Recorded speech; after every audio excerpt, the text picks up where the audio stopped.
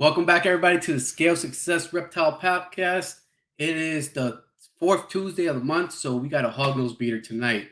And that hognose breeder is Jon Rice of Fathom Hogs. We're going to definitely dive deep into the hognose world and community, market, everything. I just want to give you guys a quick update on what's going on in our world here at Clover's Reptiles. And it's we just got back from Arlington, NARBC Arlington. Great show. Really impressed on the quantity of people that showed up to that show and the variety of animals. There were a handful of hognose vendors there, so I stopped by, talked to a couple of people, and probably gonna have a couple of those on the show here in the future also. Um, Next weekend, locally, if you're in South Florida, I am vending Repticon Pembroke Pines. It's October 7th and 8th at the Charles Dodge City Center in Pembroke Pines. So if you're in South Florida, stop by and say hi and maybe pick up a cool hognose from us. Also, this week I'm doing some dropping more animals on our morph market. So the description is below. In the description below is our link to our morph market, our link tree. Make sure you guys subscribe to our YouTube here. Hit the like button and follow us on also on IG. Another thing too is we are partnered up with Husbandry Pro. If you guys want to take your like record keeping, your husbandry keeping to the next level, go try a 30-day free trial. It's also in the description below. And I loved it. I've been using it for about a little over a year now, and I think it's definitely part of my success of the first year breeding is just keeping track of everything to detail. Really easy to work and easy to bring up information. And when you sell a hatchling, you can send this all to your customer, and they'll have all this information that you've inputted for the hatchling, and even about the parents if you want to share that as well. What else do we have? Other than that, I think. Oh, also at the end of October, I gotta get the exact dates. We are doing Scales Expo, so that's gonna be also here in South Florida, West Palm Beach, and that expo is it's gonna be fish and reptiles all under one roof. So that's going to be really cool. I'm always interested in fish too, so I think I'm definitely going to have to walk around that show and check out what's out there in the reptile in the fish world. And I think that mashup is going to be really cool. It's going to open. It's going to. I think it's going to bridge those gaps that people are maybe fish people are interested in reptiles and reptile people are interested in fish. Let's say hi to a couple people that are here supporting us tonight. Eric's Morph Factory. What's going on, bud? Eric is also going to be at Pembroke Pines next weekend, so stop by and see him. He's got some good ball pythons. The man himself, as an exotic fire hogs. I can't thank this man more, no more than I already do because he definitely put me on the hognose game and helped me. That's another reason I'm very successful this first breeding season. Dustin, what's going on? Show me kitties. How's it going? Thanks for joining us, bud. Um, Another first time breeder this year, and him and Susan at Show Me Kitties are killing it. They have some really cool combos and triple head stuff out there. So check out their morph market. Blue Tongue Republic, thank you for joining us. Trinity, as always, thank you for supporting us here. Bear Harold, thank you. First time seeing you here, but thanks. Go ahead and subscribe, like the this video. North Star Exotics, thank you. Like, nice seeing you here again. Nate Miracles, what's going on, bud? Got a handful of people already here waiting. Heart Scales, how's it going? Thank you for joining. I know I've seen you before as well here. Scott Russell, thank you and welcome. First time seeing you here. Billy, thanks for joining us tonight and welcome back. Tammy, how's it going? Thank you for joining us tonight. Really, think a lot of people are very excited about this podcast. Jermaine, Shovel Nose Hogs, how's it going, man? Brian Torres, how's it going, man? Boba Fettuccine, that name always gets me. Really good, man. What's going on? Thank you for joining. Alicia Harbin, thank you for joining. This is, if you guys don't know, it's one half of the Herp and Harbins, and they're gonna be on our podcast soon. So watch out for that episode as well. Let me see. I think I'm missing one more person. There goes Susan. Hey, Susan, thank you for joining. All right, guys. Without further ado, let's bring on our guest tonight. And if you guys have any questions, we're gonna have a good conversation. Typing them in there, and I'll make sure I try to get as many as questions as possible for him. So here we go.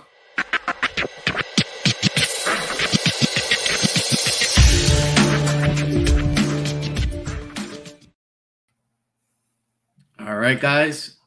Here we go. We got Jon Fathom Hogs live. What's going on, Jon? What's up, man? How you doing today?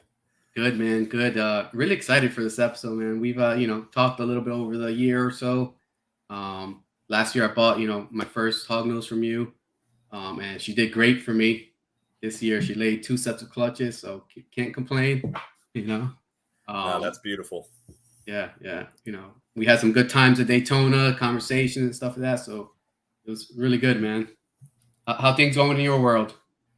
Doing good, man. Just wrapped up the season, beginning of August. So no more eggs to hatch. Just feeding all these babies and all these racks and everything, and man, just loving it. Like, had really good success this year. Made a lot of cool animals. I couldn't be happier, man. I begun this as a full-time career in February, and it's been a blessing. I couldn't be happier. The community, everyone involved. So, it's been an awesome time.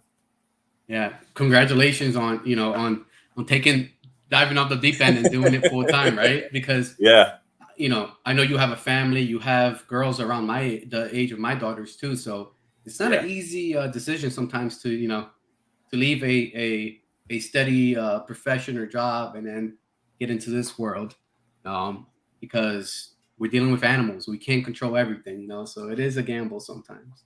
No, absolutely. It was definitely weird that like first 4 weeks, just trying to figure out, all right, it's not get up and get a shower and jump on the road and go to work or anything anymore. It's, it's focus on the animals, and just get some stuff done. So it's been awesome. I can't help, I've got, AJ Factor that, works with me here as well.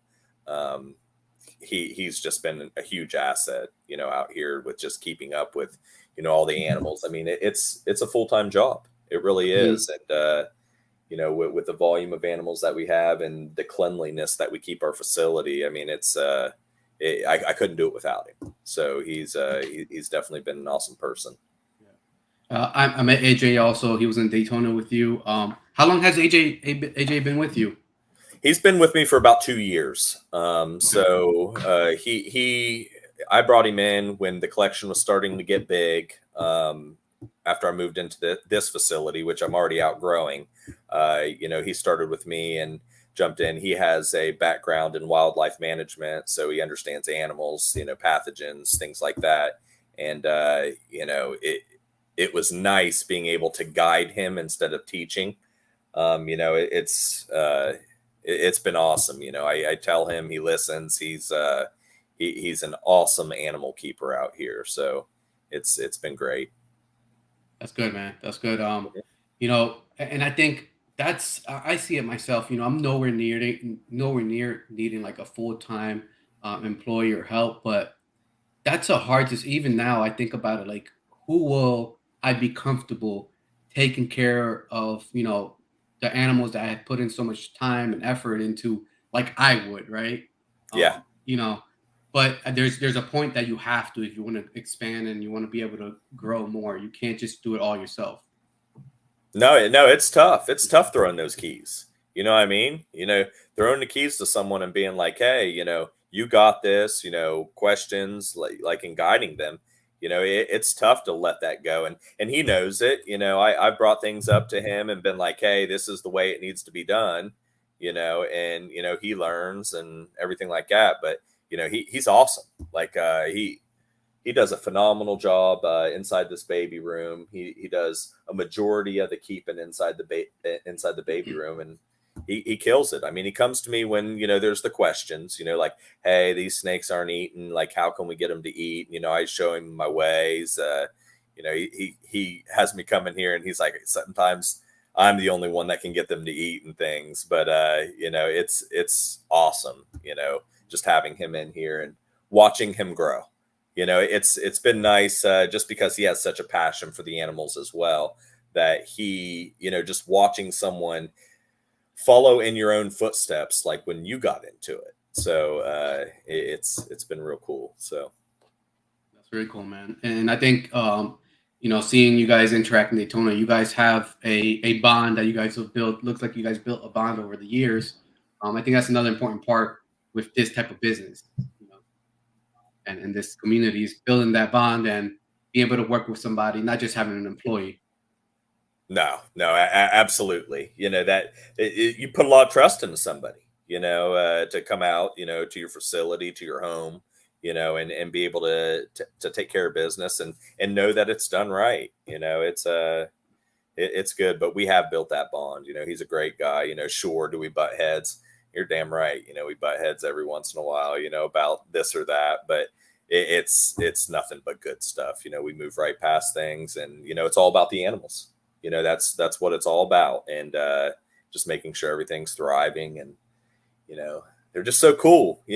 Western Hognose snakes are just so cool, man. I've kept so many different species over the years, and I love these snakes. Like, whether it's a normal, that hatches out of the egg, or some crazy, colored snake or something like that, they're all special.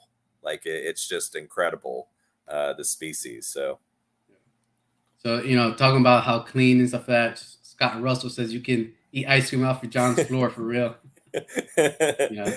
Yeah, we keep it clean. We mop ourselves out of each one of the rooms each day. So I mean, every day the floors are getting mopped, and it's just crazy. The cleanliness, and it goes to the animals, though. I mean, when you keep it as clean and as sanitary in here, it's awesome. To watch the animals thrive and grow, and have confidence and everything, and it's incredible. So It is, yeah. And this makes life so much easier when you have a clean room, organized room. Just it just rolls. From feeding to cleaning to spot cleaning. It's just, if you keep everything clean and organized, it makes life a lot easier. And then I think a lot of times when people have troubles either with like bacterial infections or whatever it is sometimes it has to do with cleanliness. If you don't keep up and stuff like that, sometimes that affects the snake, right? Oh yeah, especially being confined to the enclosures we keep them into, the bins and stuff. You have to definitely, I think, keep up a little bit more than we would usually if you had like a larger enclosure. Oh, 100%.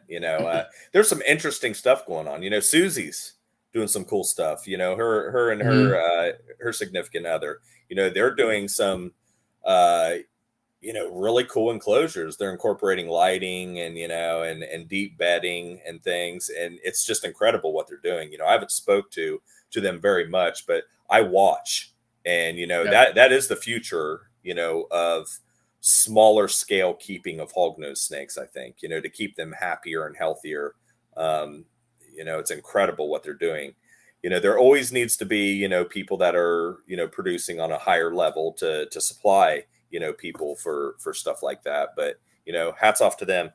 Sure. Show me kitties. I know I haven't said it much, but you guys are doing wonderful work out there. So yeah. And they've said it, because I know a lot of people have been interested in their prototypes and what they have, but currently it's hard for them. It's very expensive to build what they have going on. And they've taken it on themselves to do that. So it seems like, for them to mass produce it, or for somebody to really produce that, it's definitely going to be at a large price point that some people are willing to pay, and some people, aren't going to be able to. But like you said, kudos to them. They are doing something different, and good to the hog noses in the community. Yeah, no, 100%. It gives at least, even if it gives a little small idea to the large manufacturers of enclosures or racks, would make a change in it. No, absolutely. And, we learn something, as a community every year. Nobody can say they've got it figured out. Nobody can. I learn something every year, whether it's a temperature technique or cleaning or, something. I learned something every year. This year I tried, incubating eggs at a lower temperature to see if it could finally get me more females than males or something. It works for turtles. So I was like, hognose snakes are so weird anyways in the snake community. So let's try it out. First couple clutches, I was, batting great odds. I was like, I got it figured out. I got like, 4 males and 10 females in this clutch, and the second one, same. Well, then everything evened out. I was getting like, 14 males and 1 female on some pretty pretty epic pairings that I was trying to get some better odds on. But hey, it worked, and I learned something that doesn't work. But I shoot some of the other upgrades this year. I got these new Lux thermostats for my reptile rooms. Mm-hmm. These things are awesome. It's just a little standalone thermostat that you plug into an outlet, and I use a radiant heater inside the room, and it ramps up the temperature throughout the day and then ramps it back down into the night and going in. And it's just a vicious cycle that goes back and forth. And, I capture all that data with a Govee, and, I can really watch it and see, what my data was throughout the year, and know, like, all right, this is the successes that I had, and this is the path that I used as far as temperature and humidity, and try and replicate that.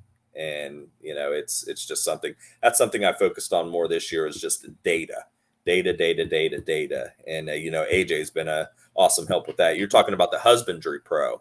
Mm-hmm. I would like to get into that. I don't have it yet. I track everything with Excel documents and things like that. But man, that's a very unique tool right there that I think would be very valuable. It would take a lot of time to set up with a collection as large as mine, but I think what you would get out of it would be very beneficial. I totally agree. And I think that would be awesome. you're already doing Excel. So there is Excel imports. So you can cut down. It still be immense amount of time, but it'll cut down on some import stuff, and then you probably just have to go in and clean each individual import up just in case some stuff. So there is some stuff, but yeah, it's amazing what you can capture. You can customize it to every specific need, that you personally need. You can use everything, or you could use 2 things. Right. So it's really cool. And then, like anything, right? It's a learning curve too, to be able to get used to the system and stuff like that. And see Yeah. how it works for you the best. I know. I talked with AJ about it, and I was like, man, let's watch a video on this. And we haven't got to it yet. Brumation time is almost upon us. So I'm going to have, there'll be some time. 10 to 12 weeks of, just, going over data and, learning and moving other projects that we have forward and things like that. So, that may be the time to sit down and watch it and, and just really figure out if that's going to be a good tool that will work for us now, or if we want to hold off, or what we want to do. So. Yeah, for sure. Yeah. And, if you want to, like I said, I've been doing it for about a year now. So I'm definitely willing to give you guys some pointers and steer you guys on the right direction for that. So we'll keep in touch on that subject. I always bring my topic on my podcast. I like to get to know the person behind the amazing snakes that we see, on your Instagram, on the Facebook and stuff like that, and on your tables at Daytona. So let's dive deep into a little bit about Jon Rice. Like, where are you located? How old are you? And how did you get into the reptile world? Like the major question. How did this all start? Okay, cool. Yeah. So growing up, I grew up out in the country. I was a country boy. When you grow up out in the country, ain't really many kids, around you to hang out with and play with. So my neighbor, actually, growing up, he was a little bit older than me. His dad kept a lot of snakes. So he had all the old books from Raymond Ditmars, Carl Caulfield, Ross Allen, like the old Peterson guides, for our local, Northeast United States. I'm from Ohio, by the way. And, I just immersed myself in that. I thought the animals were, just amazing. And, he was teaching me and his son about snakes, and he finally started taking us out, and we would go field herping. So we'd go out, catch garter snakes, black snakes, eastern milk snakes. That's what we have, mostly, that's most common local to where I grew up at. So that, I just thought they were amazing. So I went out, and my parents really, really encouraged me to, do this sort of thing. So I got a job cutting grass as a kid.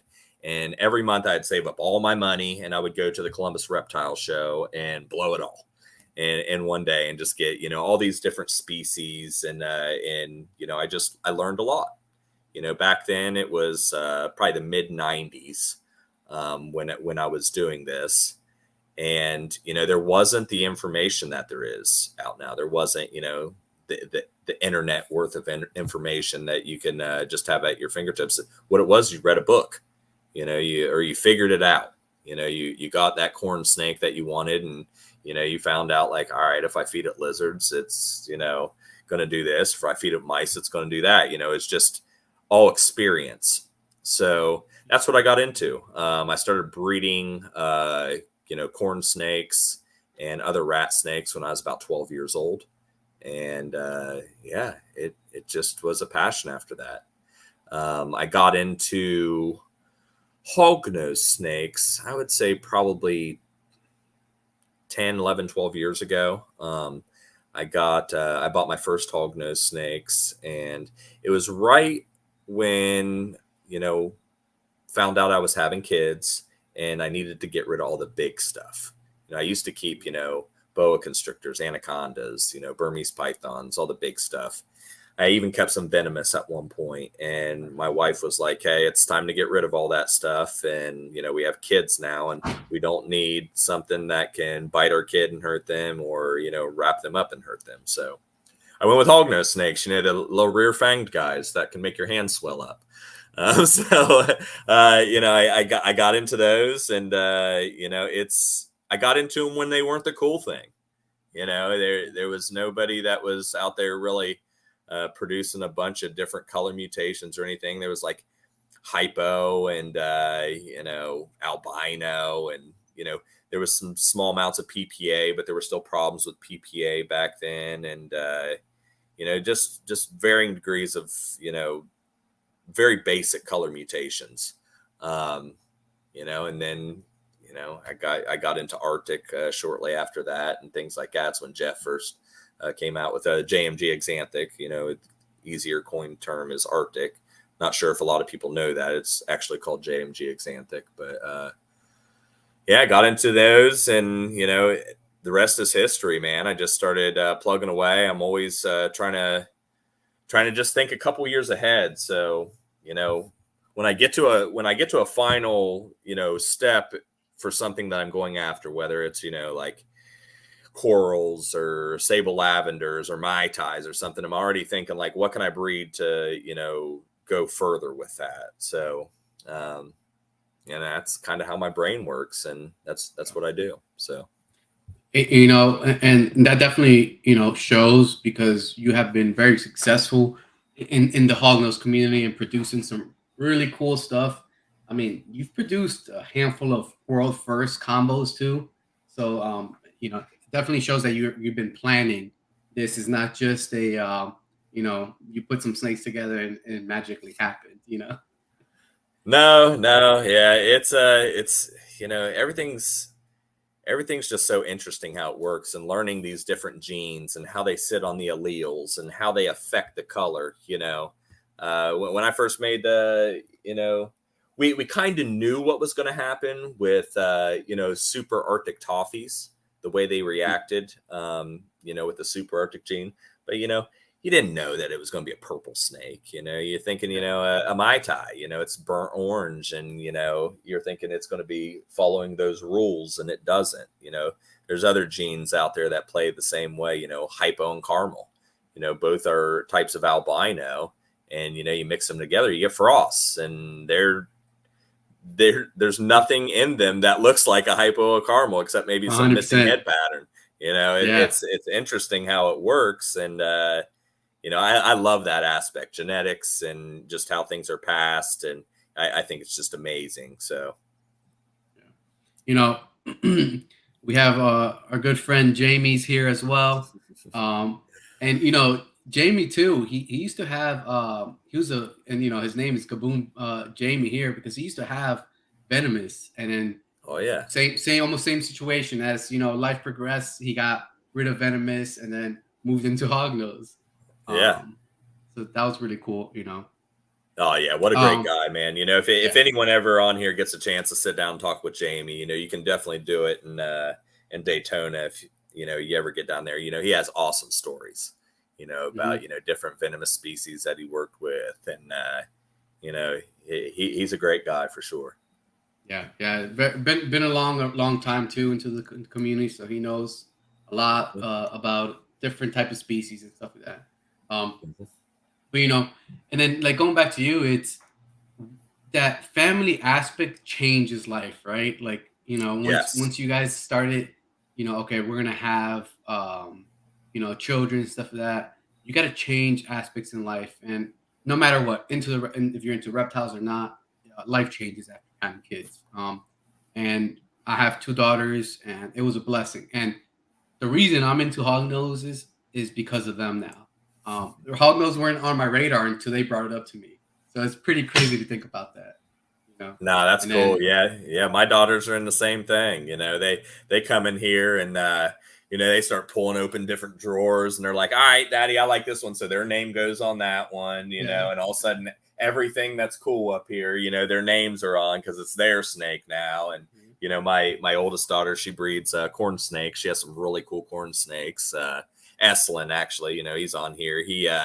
He's had some awesome, you know, corn snakes. These coral motleys or coral. I don't know. I'm not, you know, I'm not real familiar with corn snake mhm, genetics, but man, they're just incredible. Like, and now she's reproducing them and making these just amazing corn snakes. And she's 9. You know, it's fun. yeah, I ain't gonna lie. Like, I take a majority of the care of them, but you know, she comes out here and she feeds and you know and enjoys them. But you know, that's our future right there. You know, man. You know, like you know your daughters, you know, if that's the mhm, path that they decide, you know, having people like us in their life that can show them and you know and throw gasoline on that fire, like what happened to me, you know, with the you know my friend's dad, you know, he saw that I had the interest and just you know said, hey, here's all the tools, here's all the information that I have, and go and learn it and have fun. So that's awesome, man. So yeah, yeah, man. And like you said, it definitely is the future. You know, and if we're not cultivating that little spark that they show, then we're asking for our community to dwindle and to go away. Because I mean, I'm wearing the USR shirt, and everybody knows.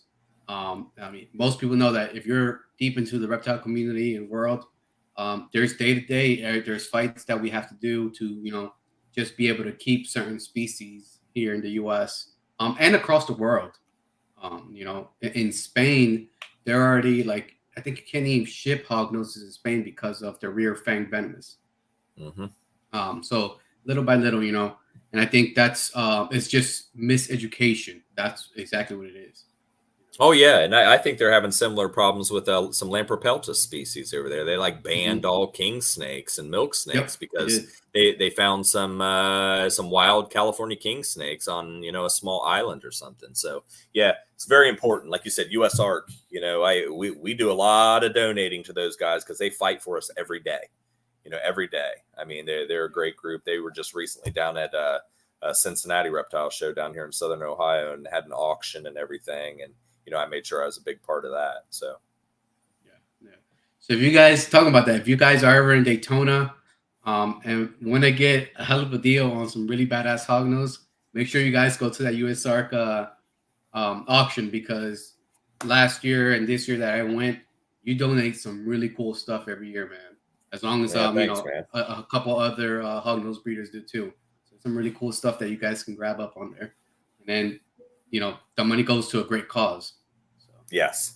Yeah, that's the most important thing is it just it makes it able for them to fight, for us to mhm. make sure we can keep hognose snakes, we can keep what, whatever other species that, we can keep that's, you know, but it's just so important to have those guys on our side. So, It is, yeah. Yep. Yeah. So if you guys aren't a member, go do a membership. I think it's like $30 for the year for US ARC, national, and then we're in Florida. I'm in Florida. There's a couple hognose breeders here in Florida too. So US ARC Florida as well. I think it's another $30 for the year. Take a moment, the link is always in my descriptions here in my YouTube. So go and click and go join. USARC help us out.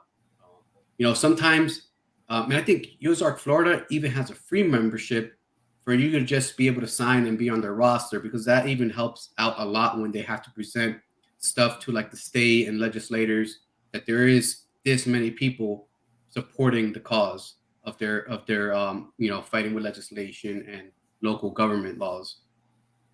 yep, 100%, 100%. So 10 years ago, you got into the hog nose. How quick or how long did it take? Did it snowball? Did it start growing? And you're like, okay, when you got into the hog nose, were you breeding already before that, or were you just keeping? Yeah, no, I was breeding. I kept, Okay. boa constrictors up until then, and I was like, I want to, get into a species. I'd kept hognose snakes when I was very young. They were Mhm. wild caught. They did what a wild caught snake would do in captivity. They ate, they did okay, but they never thrived. It was something. So I was like, what is a species that I can get into and just really go with it and see what happens. And, I was like, all right, should I do, ball pythons? Like, ball pythons ain't my thing. I like snakes that crawl around and stuff. Should I do, corn snakes? Yeah, corn snakes are cool. It was what I started with, but I want something that's unique. So I was like, hognose snake. I mean, what, what other snake is like a hognose snake?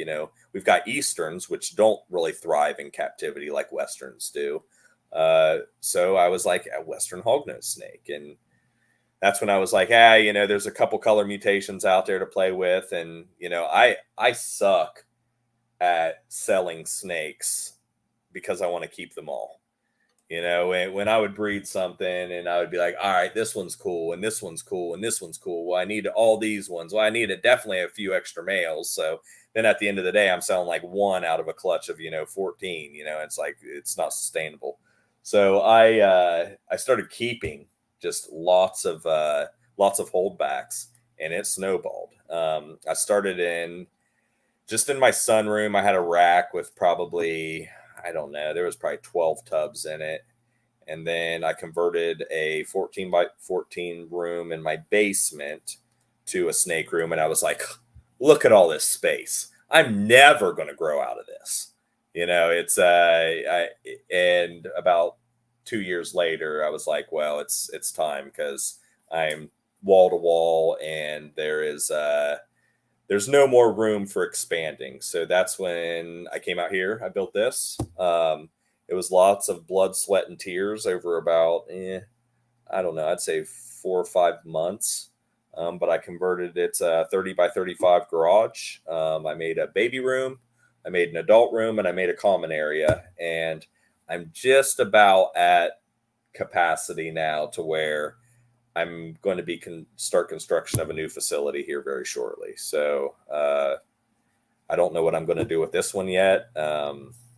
Maybe keep it. Maybe it'll be my daughter's area to do whatever she wants with. But I'll be starting a new facility here very shortly to expand and move out of this one. So That's really really cool, and it's inspiring to hear that, because right now also, as you well know, there's been a lot of talk that the reptile community, the reptile industry is in a dump, that's going either going to crash.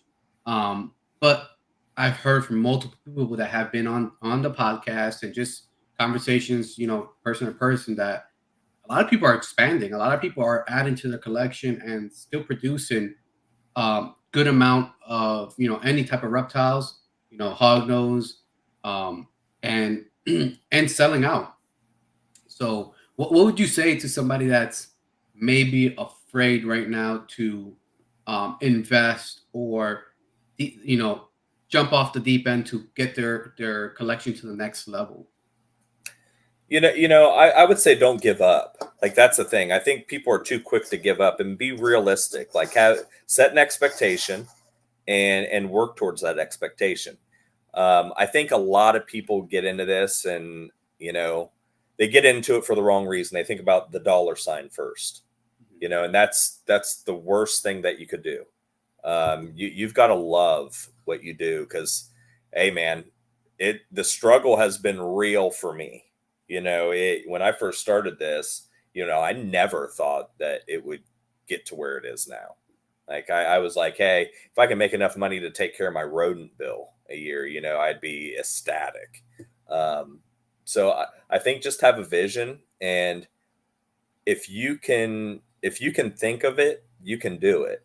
So it's just going to take, you got to be dedicated and talk to people, network. Networking is key. Just understanding what your hurdles will be and how can you overcome them. I wouldn't be scared if I had to start over today. I would do it again today. I mean, it's been an incredible journey, and it is scary, to invest that first one. I mean, I remember the first time I got on the phone with Jeff Galewood, when I got my first Arctic from him. He fortunately lives close to me, so great friend of mine. Like Jeff, can't speak highly enough of him. He is a great guy. I will go to bat. He For jumped him. in and said, "Go, John!" So he Oh, definitely has did the he? All support right. there. Yeah. Yeah. He's I'm on his side 7 days a week. He's a great friend. We've leaned on each other in tough times quite a few times. And I remember that first time, and I was like, man, I'm really about to spend this much money on a hognose snake. Like, yeah, I guess, and fortunately I got lucky and got a good one from him. And I think the thing bred at like 20 grams. He was just a little tiny guy, and he bred for me. And now I got Arctic and freaking everything, and I still have that male. He's the patriarch to everything in my collection. If it has Arctic, it came from him.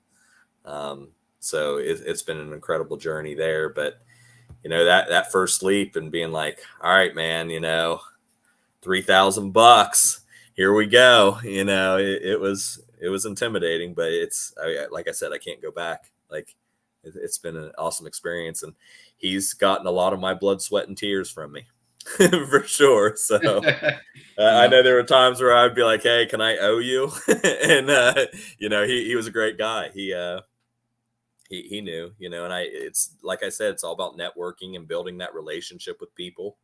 And, I mean, you're doing a wonderful job. You're networking with a lot of people, and, it's all about communication. Don't be that person that is tough to get a hold of, and hard to talk to.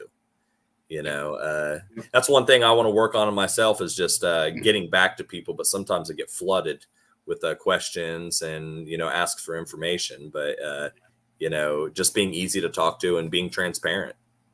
Yeah, and I think thank you for your words of encouragement and stuff like that. But I think first thing we'll talk about is, like you said, $3,000 for Arctic. To think about the way the community and the genetics work, right? When there's a brand new genetic morph out there, you're gonna pay good money to get into that project. Sometimes 10 times that, 10 times that number. Like I said earlier, like I got into hognose snakes when they weren't the cool thing. There was like this new one gene incomplete dominant. It was Conda. Condas were still, $1,000, $1,500 for a Conda, and they'd been out for years, at that point. And It was crazy, but yeah, you're absolutely right. The appreciation that has come financially and for the cost of these new color mutations is incredible. I mean, look at things like Lucy. Lucy, 5 years ago, you're talking, $25,000-$30,000 for an animal. Swiss chocolate, Swiss chocolate is still another one that's, still pretty high up there. There's lots of color mutations out there. Yeah, yeah.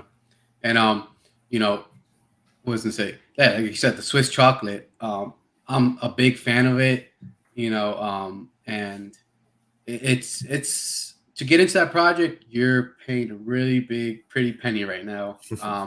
But it's there's some really cool stuff like Swiss chocolate as antics. Those things are really cool to see how it's working out. And then talk about like you said that $3,000 investment you made. And he's the patriarch of all your Arctic stuff. Like down, like you said, thinking about the 5-year plan and stuff like that. I'm pretty sure you've made those $3,000 back and more over the time frame that you've had them. Yes. Oh yeah. Like he's definitely been a damn good snake to me. That's for sure. Good. Yeah, he's done a lot of things. I mean, my Arctic lavender stuff come from him. My Arctic albino, which in turn, sunbursts, all were from him originally, and he's done a lot of cool stuff. Yeah, that's cool. That's cool. And you see, this is what we were talking about earlier, the passion. Like when you're talking about this one snake that you have, I can tell the passion that you have, about your snakes, and particularly this snake, because he's probably the corner. He is the cornerstone of probably one of your success in this into the hognose. Oh yeah, Cool. definitely. And I mean, it doesn't stop there. Like I said earlier, even the normals. I have the first hognose snakes that I got. I still have some of them. They're retired. They're not breeders or anything. And some of them. I mean, I got this one. I want to say it was 10 years old when I got it. The thing is, every year after brumation, I'm like, I'm going to go in there and this thing's going to be dead. And she just keeps kicking every year. She is an amazing animal. I think she's blind in one eye, and she's as flat as a pancake almost on some days. But she's still an awesome animal, and she gets taken care of just like the rest of them. And it's fun. And I have some unique ones. I have a Western Hognose snake that's 1,100 grams. She's just enormous. Not really sure if it's a her. I think it might be a freak. Like maybe it has a tumor on its part of its brain or something. It's uncontrollably growing, but it's never laid an egg or anything like that, and it acts like a male when you put it with a female. So I don't know. I doubt it's a 1,100 gram male, but it acts weird. So I'll have to share it on my Instagram or something. Yeah, it's a beast of a snake, that's for sure. That's definitely a large hognose. yeah, that's pretty cool. And to see that, like, okay, when are you going to stop growing? Yeah, it doesn't. It's pretty crazy to think about that. Yeah, she eats a couple baby chickens a week. So she or he, whatever it is, it's got a real long tail. So it's an interesting specimen for sure. Yeah. So you had your Arctic stuff, and then what was the next big gene that you brought in and that like really set you on fire, like that you really enjoyed working with? I like Sable. I got into it pretty early. Dan Eby and I did some trading back and forth for some different genes and things like that. Some stuff that I had, he didn't have, and vice versa. And I tell you what, I just mixed that Sable with everything. That's one heck of a gene. It's definitely an enhancer gene, mixing it with albino to make sunbursts, mixing it with toffee to make the Mai Tais. More recently, Scott Russell's on here. He made the Sable lavenders and such. I mean, such an incredible gene to just mix with everything. And it's been impressive. It's been impressive. I think that was one of the things that really set off hognose snakes as well, was just that gene and mixing it with everything. It's incredible. I mean, just what it's done. I mean, you've got them. You've got them. You know, you get it. You get it. So it's there. I mean, this year when I hatch, Sable is just coming out the egg. They're impressive, man. Like I already had some, but like seeing those Sables come out the egg and the different variations of that brown and tans, really, really cool gene. You know, and then everybody loves the Mai Tais. Everybody loves the sunburst stuff. Right now I don't think you can make enough Mai Tais because people are just picking them up left and right. I think earlier we had a comment. Somebody said that there we go. Johnny's you keeping all the female Mai Tais. I do, man. I like some people are like, all right, I need to capitalize, and they sell the females to, I like keeping that stuff. I like seeing like a 300-400 gram, double, triple visual, quad visual, whatever it is, and just seeing what it turns into, and I've got some adult, super Arctic Mai Tais and super Arctic Conda Mai Tais right now, and they are stunning. Like I love every time just opening those things up and just seeing, and like I said before, just the combo itself with super Arctic, it's incredible. The purples and the different shades that come through, and even the half dose, the Arctic Conda Mai Tais and stuff, just the saturation with the purple hues that are popping through on the pattern, burnt orange and purple. I mean, it's incredible. Like that's one of my favorite genes right there. But I have to say, like the different Sable lavender combos now are taken. I know Galewood, he just posted one the other day, super Arctic Conda Sable lavender. That's a mouthful. But man, what an incredible animal. I mean, it's just amazing to see where that's gone. And it's funny for him, because what are you going to do next? What are you going to do? I guess you can make the super Arctic super Conda, but then you just need to take it in a different direction after that. And he kind of hit that pinnacle this year, so it's definitely cool to see that. And it's crazy that this year we're hitting, people are hitting those crazy amount of combos, and what is it at that point? It's like a 6 gene animal, 2 doses of Arctic, 2 doses of lavender, Sable. Like that's insane. And how quick the hognose world has developed in the last 5 years, you would say. Oh wow, it's blown up. Yes, right. Yes, yeah, it's just incredible. And I mean, we're still at its infancy. There's lots of there's new genes out there that haven't even been described yet that people are still working on. I work a lot with the permafrost stuff. I got some incredible results with some of that permafrost stuff this year that are just turning into amazing animals. It's still at its infancy, with what we can do.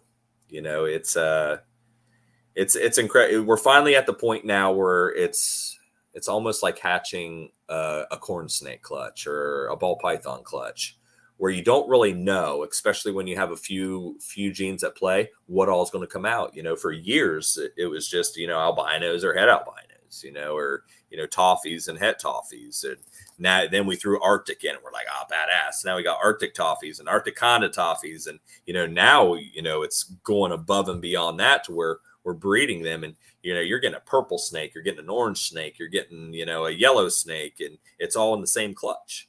And, it's just exciting to see that stuff. It leaves a lot on the table, to desire and, wonder what can be done next with them. So just seeing these new genes pop out over the next few years is going to be incredible. And mixing them into all the current combinations that are already out there. Yeah, for sure. And, with the new genetics, it's anybody at this point can pop something out. And I think that's a lot of it. That's what's happening. A lot of people that just have small collections are getting very lucky on the odds and popping something out. Similar with the Swiss chocolate. I had the gentleman, gray matter reptiles from Taiwan and Taiwan. stuff like that. And we talked about that Antarctic stuff. So What a it's cool really gene. cool. You know, I Yeah, mean, what a cool really gene, cool. man. He's done well with it over there, and just starting to unlock the possibilities there with that one. So, that's it's just like that. All you need is one little gene. I had something weird hatch out last year. That was unique out of a clutch, and first thing I did, I got on the phone with Gail Wood, on a video feed, and was like, "What do you think about that?" And he's like, "Oh, bro, that thing's dope." And it Yeah, was, yeah.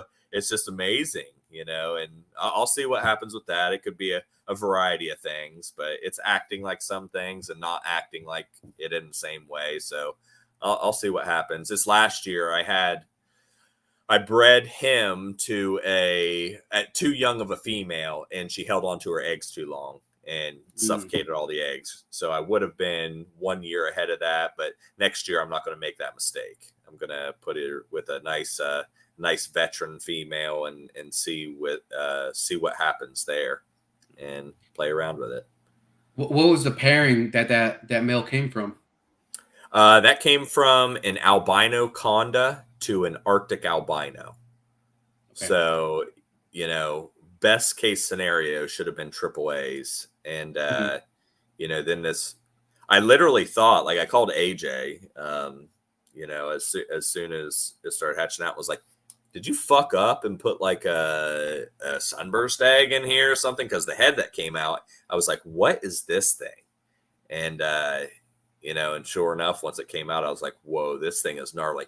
And what's interesting, though, is from that same female, I had produced some stuff in the years before, and they have some similar attributes, but they're non-visual albino.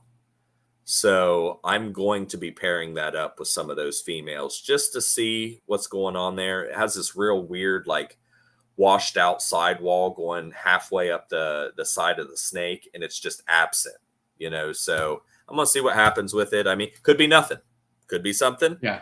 but that's the fun of this, man. It's all about breeding and seeing what happens. And there's two other genes I got, or possible genes that I'm working with as well, that are acting really cool.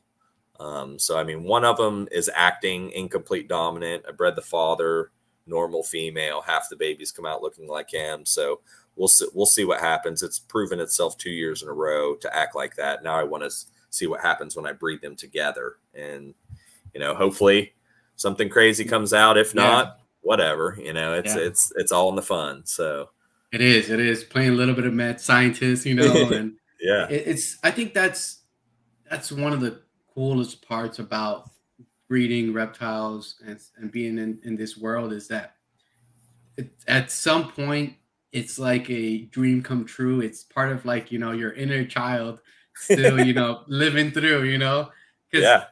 can you imagine telling your 10, 11-year-old self, hey man, when you're X years old, you're gonna be breeding these crazy looking, hog nose. Yeah. Yeah, nah, man. I mean, it's a dream come true. It's been able to do things for me, and I've got to see some cool stuff, meet some people that I was reading about in books and magazines, and never thought that I would be able to shake their hand, and they speak to me as a peer, and it's been an incredible ride. That's for sure. That's pretty cool. Humbling, very Yeah. humbling. And I got to tell people out there, don't be afraid to reach out to those people that you look up to. Don't be afraid. We're all normal people, and I enjoy talking about snakes all the time. I tell people, sometimes I'm hard to get a hold of because I'm out here heading racks and having fun out here, and I can get lost out here in time. But it's when I get on the phone, I'll just chat your ear off about snakes, whether it's a garter snake in your yard or, a Western Hognose snake combination or project that you got going on. It's all fun to me. So, It's cool. Like even getting those phone calls from your friends. I got one I think like a week ago from my best friend. Hey man, I got this snake in my yard. What is it? You know, and they live in South Carolina, so they got some poisonous stuff out there. So he goes, I just want to make sure it's not poisonous, so I can just throw it or whatever. right. FaceTime and tell, no, you're good, man. Leave that snake alone. Yeah, yeah. Oh, I get those, and I've changed a lot of people's minds, I mean, my in-laws and a lot of people that, were petrified and would kill a snake. And, I educate them and show them like, hey, they're not scary. Like it's not, something that's going to be out there attacking you or anything. And, that's very rewarding, is just, seeing the difference you made. And sometimes you don't even know it until it presents itself. They send you a picture and it's a little milk snake, and they say, hey, is this dangerous? And you're like, no, don't kill it. And they're like, oh, I don't kill snakes anymore because of you. I just wanted to know if it was, safe to have around the dogs or whatnot. And, Hmm. it's rewarding hearing that. So, Yeah, and like I said earlier, it's just a lack of information. hmm So like for us, what we're doing right now, talking about this, putting stuff on Instagram, on Facebook. The more we put out there, the more people are going to get the correct information, and is going to grow our community and our industry. Is going to, I think about it now, like where the reptile world, even with the stuff we have to fight against, where it's going to be in the next 5-10 years. right. I think it's going to be, we're gonna, I maybe 50, maybe a larger percent of the U.S. is going to have a reptile in their house. Yeah. So I think it's really cool because that the stigma, little by little, it is dying. Oh, it is. It is dying. You talk about you know, when I was growing up, everyone was scared of snakes. Mhm. I was the weird kid, that it was going in people's yards and being like, no, that snake's not dangerous. And catching the different snakes. And now it's much more accepted, and like you said, 10 years from now, it's, it could be, we could surpass, we could surpass hamsters, or something like that, what I mean, or whatever it Yeah, is, fish, yeah, it could be anything. So yeah. yeah. Well, there was actually a study in 2023, 2021. Reptiles were the third most bought pets in the U.S. Oh, really? behind cats and dogs. Yep. Nah, that I mean that makes sense. I mean, Yep. Yeah. I being in, myself, I've been kind of jaded to it because everyone that I'm surrounded by keeps reptiles. The Yeah. people I talk to, my friends, all of them, majority of them keep reptiles. I talk to Estlin and a lot, Jamie a lot, Mitch Davey, my business partner. We're chatting it up. AJ, we're out here talking about snakes all freaking day long. Looking at different dream snakes. I'd like to get some Eastern indigos at one point and stuff up for out here, but it's just incredible, where it's gone for sure. So, And even like I said, like yourself, right? We're talking about adding new species and stuff like that. This Daytona, I was talking to got his name just passed my mind, but he had some some mhm. Galapagos tortoises. And I'm just like, okay, I need one now, you know.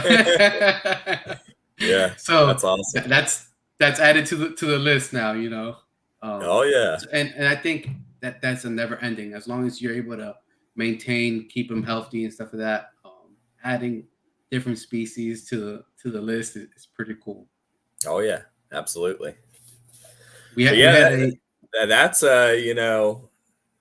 that's my history with why I got into reptiles right there. But you know, yeah, yeah, little by little. I'll just pick one of these up. I'll just pick, yeah. I yeah, need a pair now. yeah.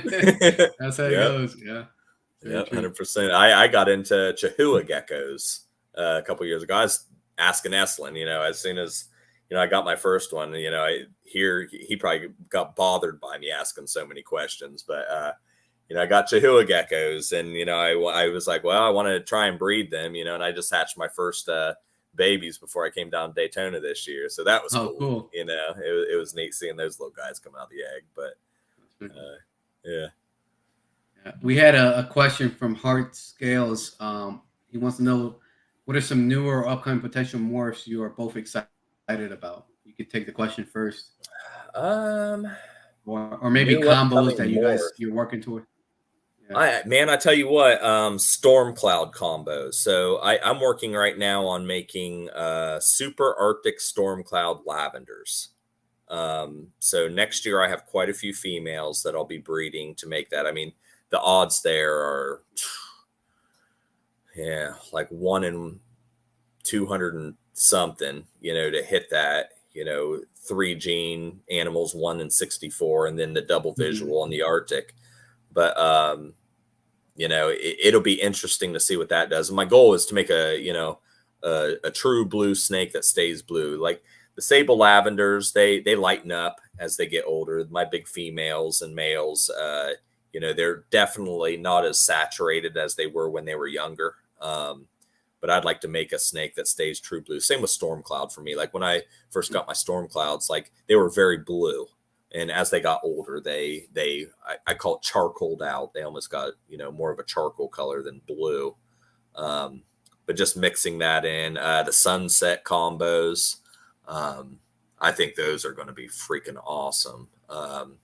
Just mixing, that PPA Sable, if people don't know what sunset is, mixing that into different color mutations. I tried breeding my storm cloud to one of my sunset conda females last year, and she didn't ever lay eggs, but I'm going to try again this year and try and get her to start moving down that path as well. So, yeah.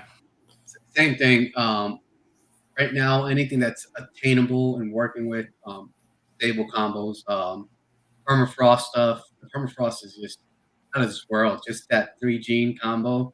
It's crazy. The weird colors it gets. It's almost indescribable to see when you actually see one of the colors that it produces.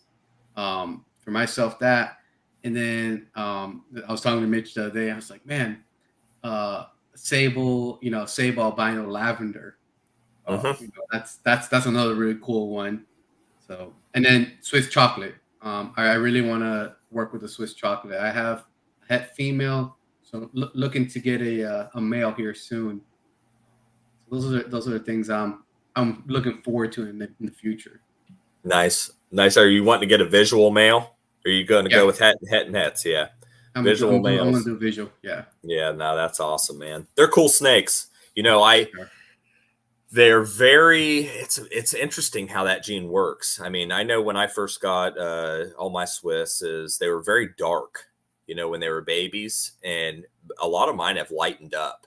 It's kind of incredible how light they are, but it's an interesting gene as well. I'm excited to see where we can go with that.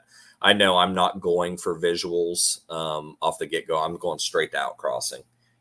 But the problem for me is I don't want to mix Sable into it, and I got like Sable and everything. So I'm going to try and find, there's some things like lavender toffees that I've got genes for that, and mix that into it. And, Arctic and Conda, both of those are always good to mix into. I think Jeff hatched a couple Arctic Conda Swiss chocolates this year. I think, I don't know, but, I think that would be a good move to get those incomplete dominants both in there before, going too much farther. That way you can mix them into the other recessive genes and really storm forward instead of trying to go backwards to get those incomplete dominants back in there. But, it's incredible. But I agree, permafrost, I didn't mention that one, but man, that's a cool snake, man. I made a Arctic permafrost female this year.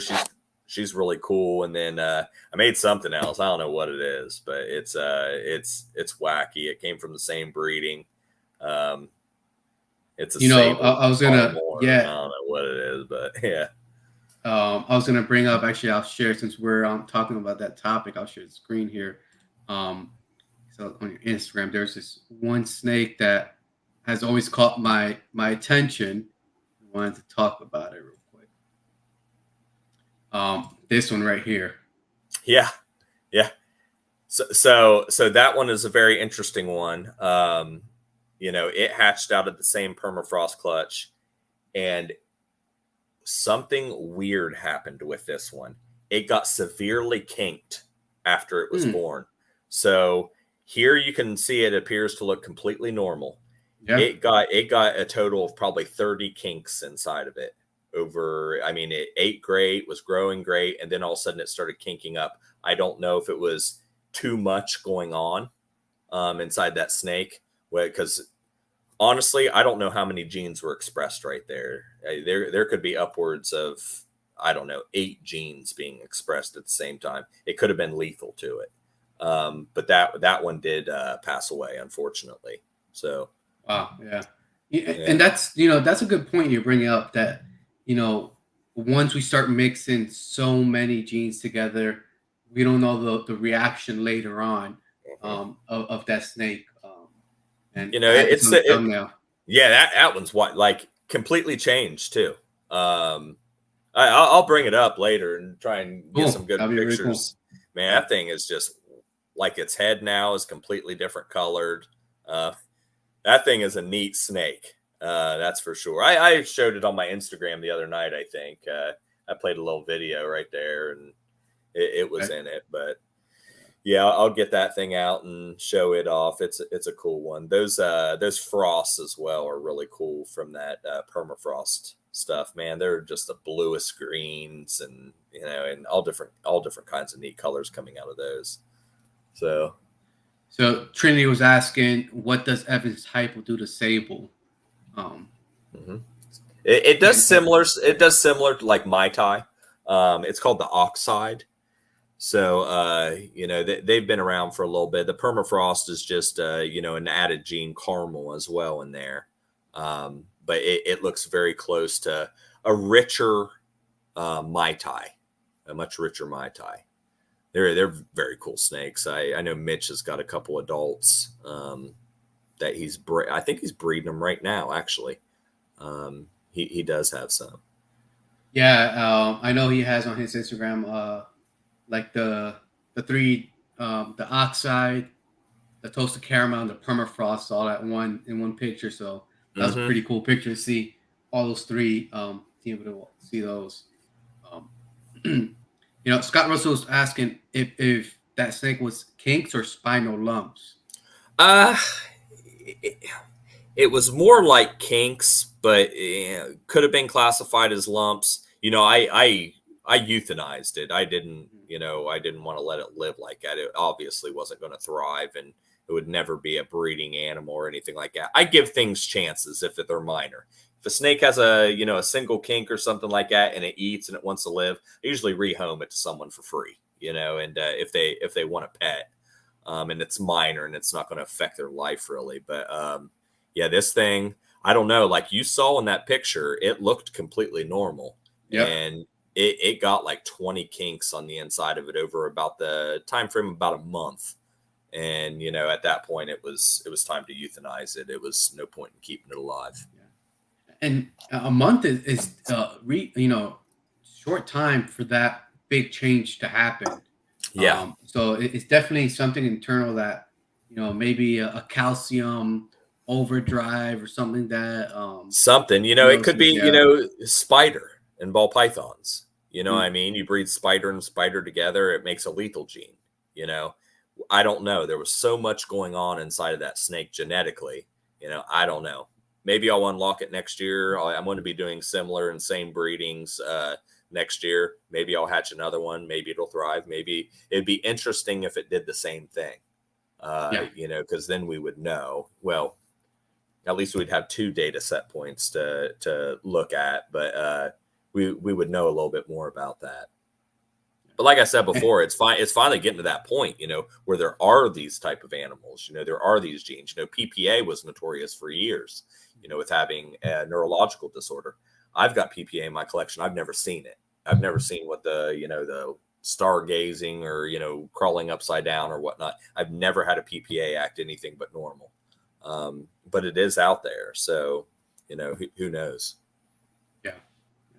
And and you touch something that a lot of people won't touch upon because they feel like they're to be critiquing stuff for that, and it's about euthanizing an animal when it's not going to have a healthy life. And unfortunately, it's part of it, especially when you have a large collection, and you start breeding. It's just a numbers thing. It's going to happen, right?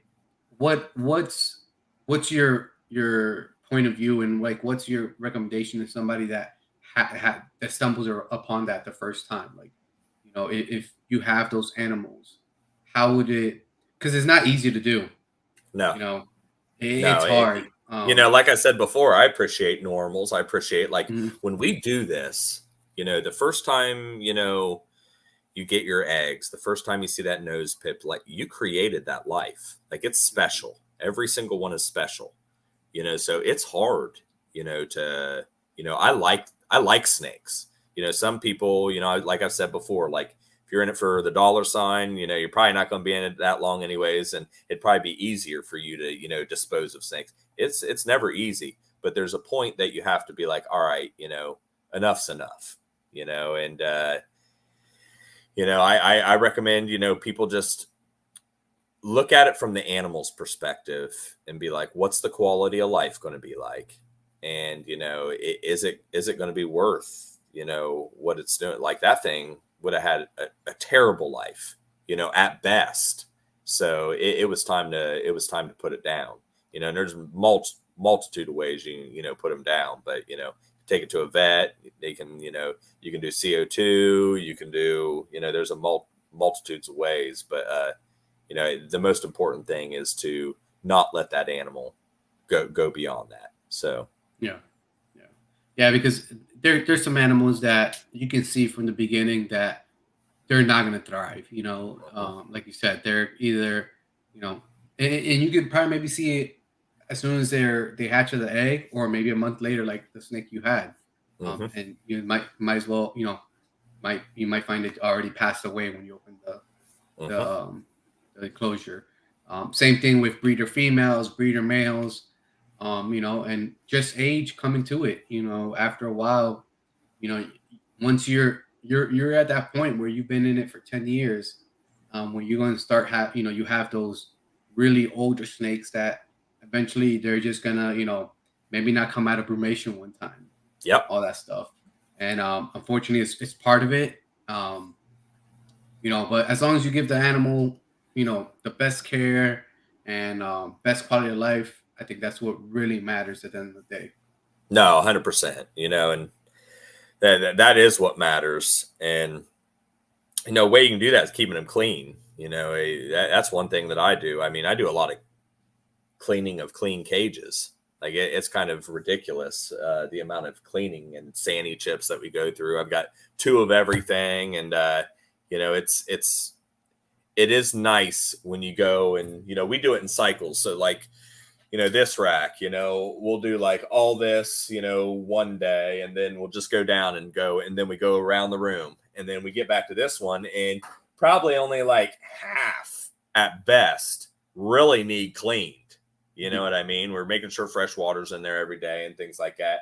But you just go ahead and do it. And one of the ways that makes it easier for us, we use dishwashers. I know I've talked with you about it, and just being able to clean and knowing that you have very sanitary conditions for these animals to give them the best life possible. I mean, that's something that I focus on like meticulously. I do the same thing in the adult room. I do it in cycles. And I've got the math behind it. I do like 12 feet. I can do 12 females and 15 male tubs a day, and nothing is ever really dirty. I'm cleaning clean cages, and it just go through, and you just rotate, and you start at one side of the room, and you get back around, and you just keep going. It's kind of monotonous, but it keeps everything stupid clean. To where everything's real healthy. We mop ourselves out of the room all the time. It's just the focus. Clean, clean, clean, clean. Yeah. And are you using standard dishwashers, or are you using like commercial dishwashers too? Standard. Yeah, I just got the regular ones from Lowe's, and they were like $325. Samsung. I tried a bunch of different ones. The Samsungs actually have the little wand in the top of it as well. Mm-hmm. Some of the dishwashers just have this like little, I don't know, circle, and it just kind of rains on the shit underneath of it. The Samsungs actually has something that spins around and actually coats everything. And man, they clean all the dishes wonderfully. I know Scott Russell stopped by a couple weeks ago, and the first thing you think of when you have a hognose snake guy over there, like, all right, let's go pull open drawers and, start looking at snakes. He's like, bro, I want to see your dishwasher room. And I was like, all right, and he's like, I just want to, you talk about it and stuff. So we went down and I showed him, and he's like, yeah, I get it. He's like, this is awesome. So, it's like full-time employees that are working all the time. I know my wife hates it sometimes because if I have a lot of dishes, I'll set my alarm for, 3.5 hours. So it'll be like 1:30 in the morning. My alarm goes off. I go flip dishes and then come back to bed. But, it definitely works good. And I feel very comfortable knowing that all my tubs have been sanitized to the best of their ability. So, I think this little bit of information that you just dropped, it's such a big help and will probably help a lot of people. Because like you said, how many tubs you can get in that one dishwasher? well, it all depends. In a cycle, I can do like, if I'm doing baby tubs, I can do 90. So, literally, instead of, standing at a Clorox, bleach bay, doing this and then spraying, then letting them dry, I'm literally loading them, hitting start, and I can do other tasks. I can feed snakes. I can, mop floors. I can tend to the mice in the other room. I can have dinner with my family. I can, do anything. It takes a lot of the workload off, and that everything is getting cleaned. Like, you're not missing that, side of the tub or anything like that. It's getting cleaned every single time. Yeah, and that a lot of these dishwashers have that sanitized cycle that it's fucking scalding hot water that's gonna kill anything out. Oh yeah, it's hot. It I think I want to say it hits like 180 degrees for 25 or 30 minutes or something. That's hot. Like, you're burning your hands at that point. It's incredible what those things do. And like I said, I can really focus on the care of the animals instead of being like, all right, I'm about to go break my back for a day and a half cleaning, 350 tubs, instead of changing water bowls or feeding or putting extra attention on these new hatchlings that just hatched. It's all that stuff that makes you able to do that. So yeah.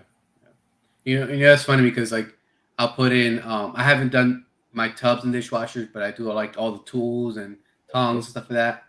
And my mother-in-law lives with us, and sometimes she'll empty out the dishwashers. Like, what do I do with these? I was like, just put them in the snake room. yeah, You know? absolutely. Yeah. Absolutely. They'll open up my at first when she first moved in with us, she'll just put them in the little divider that we have in like our kitchen utensils drawer in the kitchen, and I'll be going, where's all my tongs at? You know? Hey, what about the first time she opened your freezer and went to grab some hamburgers next to the Next to packs of mice or something? Yeah, I don't know. Yeah. I've been there. I've been there. Where Yeah. it's like that. I don't know if you have a dedicated freezer or anything like that, but it's Luckily, we have a freezer that I decided I was going to just the bottom part I was going to use for mice, but before that, it was mixed in with other stuff. And it's funny. The other day, I had some stuff defrosting, and she comes in and she goes, "What are all these mice for?" I was like, "I got to feed the babies." Yeah, oh yeah. You know. Yeah. Hearts and Scales had a good question there, or a good point. So I want to follow up on that. She said, well, they sanitize, but they're not good at removing crud. So yes, you want to do basic hand washing first. That is correct. So when we clean out here in the facility, we take all the cages and they immediately go outside. Nothing gets dumped inside the facility. It's only dumped outside. So with that being said, we'll empty everything out. I'm weird about germs, bacteria, anything like that. Always have been. We have Tyvek suits that we use, actual zip up Tyveks. Feet, are inside the suit, hood up, gloves on, everything like that. We clean out there, and then we actually hose everything off, and there is no solids. Like, they appear clean before they go into the dishwashers. So that's a very good point. Heart Scales. They do not remove everything, but if you can make them appear clean before you go in there, it's a much better step. And I check them as well when they come out of the dishwashers. Yeah. If I see a speck of something, it goes Going right back in the pile. Yeah. It goes right back in the pile. Like, hey, you just got to get ran through again. So, that's a nice thing about the dishwashers. Like I said, it's like having full-time employees that work 24 hours a day. It doesn't matter if you have to wash it again. You just hit start again, and you can go back to your other tasks. So And it seems like with the quantity of stuff that you can get in, even a small collection or a medium-sized collection, people can use their private dishwashers in their homes if they want to. Hmm. If they stack the tubs in the correct way. Hmm. Um, you know, I think that's a really great idea. Where and then it, like you said, it cuts down time on you sitting in front of a sink or whatever, scraping shit and Yep. spraying down sanitizer, whatever. Yep. No, 100%.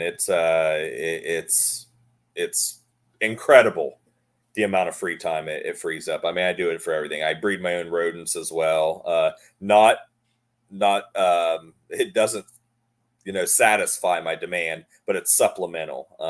During baby season, there's nothing more valuable than having live mice. If you have that stubborn hognose snake that won't eat anything else, you throw in a live pinky, that 9 times out of 10 they just smash it if they don't even touch another scent.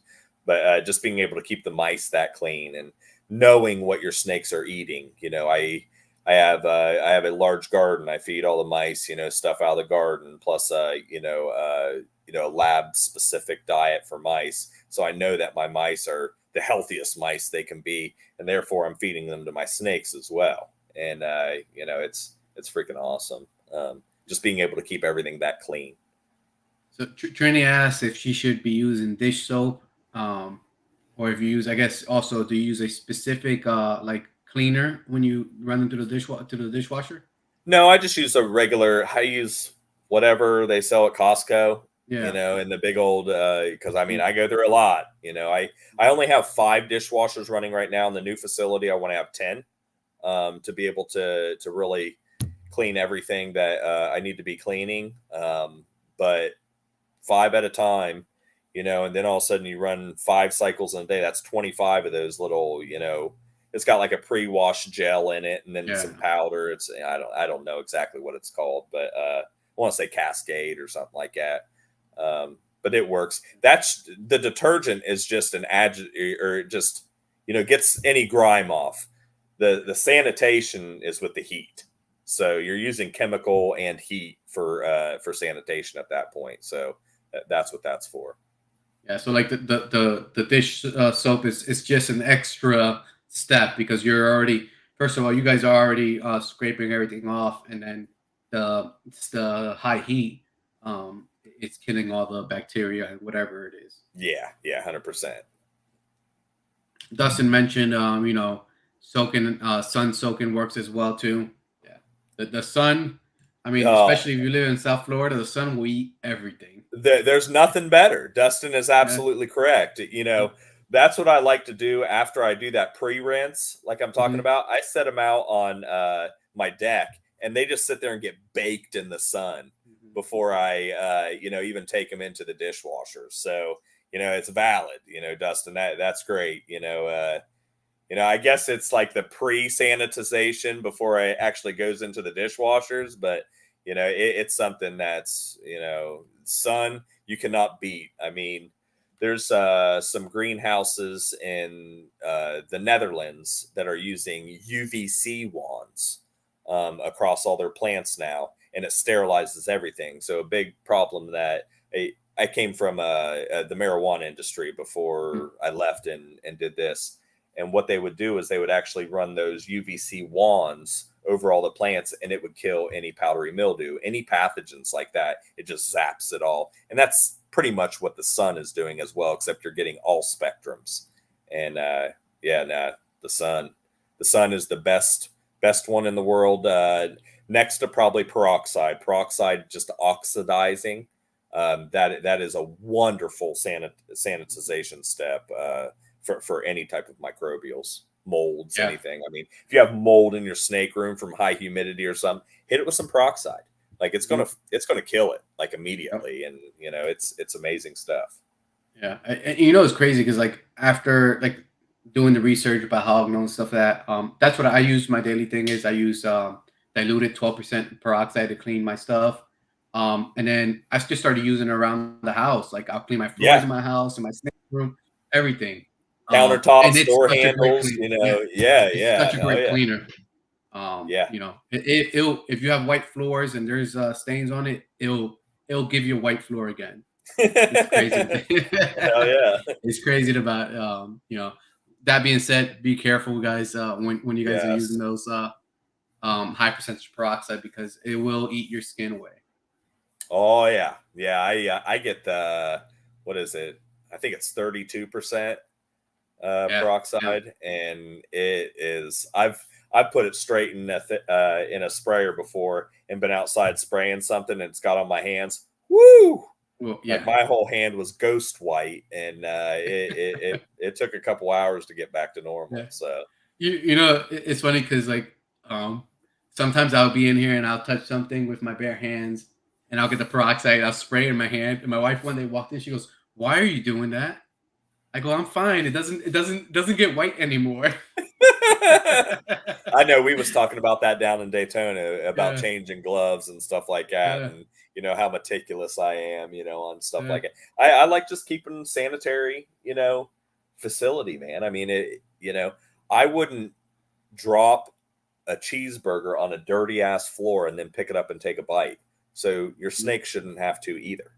You don't want to, go to the bathroom and wipe your ass with your hand and then not wash your hands and then go grab a handful of chips and stuff them in your mouth. You don't want to do that. So treat your snakes with the same respect. I feed all my snakes on paper towel. Some people think I'm neurotic about it, but it does two things. Like, not only do they not ingest bedding, they don't ingest, any, if they just pooped somewhere or something, they're not ingesting that. But also it's a placeholder. If we're feeding, 600 snakes in this room, it sure is nice to know, like, all right, I missed that row over there because there's not any paper towels in it. It's a very valuable step. It's acts as a sanitary practice, and it's a nice placeholder to know which snakes you fed. So That's funny because sometimes you'll be in the middle of something, feeding, think about something, or do something in the middle. All right, where was I? And with yeah. the quantity that you have, you can easily lose your place. Oh yeah. No, 100%. 100%. Say, I want to talk about, we've covered a good amount of cleanliness and sanitization, and you said you dropped a gem about the dishwashers. What do you right now this year? How much did you produce this year? How many animals? I don't know, maybe 650, 700, something like that. Okay, I mean a decent amount of animals. Seeing Yeah. Western Hognose. Yeah, Um, that wasn't all westerns. I okay, had some corn snakes in there for my daughter. I want to say she produced about 70, maybe 70 or 80. So I may be closer to 700 with the corn snakes involved. mhm, But yeah, that was where we were at. But a good number. yeah. That's I honestly don't really want to go much beyond that with the amount of people I have working, me and AJ, inside of here right now. And I think that's another great part too. Knowing your limit Mm-hmm. and your scale of how much you can produce. Because some people would say, "Well, I did let's say 600 this year. Next year I want to do 7. I did 700 this year. Next year, 108." Because along with that, either you cut down on proficiency and quality, or you have to ramp up, like you said, more employees, more people to bring on to um, another facility. Yeah. It's a snowball effect of what you need to do it correctly. Mm-hmm. No, 100%. And what I focused on is, this year I had the opportunity to get away from possets, unless it's Mm, projects, so all my sunburst stuff, if it's a normal, it's 100% het sunburst. It's not like het albino 66 at Sable. Same thing with the Mai Tai stuff. Did the same thing there. Now project animals like the storm cloud lavenders and things like that. Like, of course you have to start somewhere with that. It's not like you can just magically have 100% hets, on stuff. You got to make project animals to get to that next step. But that's the goal. For me is you don't have to overcomplicate it by just producing things to produce them. There was some females this year I didn't breed. I could have bred them, but I didn't breed them. I didn't need to. I didn't want to. It wasn't part of the scope of the plan for this year. So did I hit on everything? No, I didn't hit on everything. I don't have perfect season every year. Nobody does. No. There were some projects that I was hoping that went and didn't.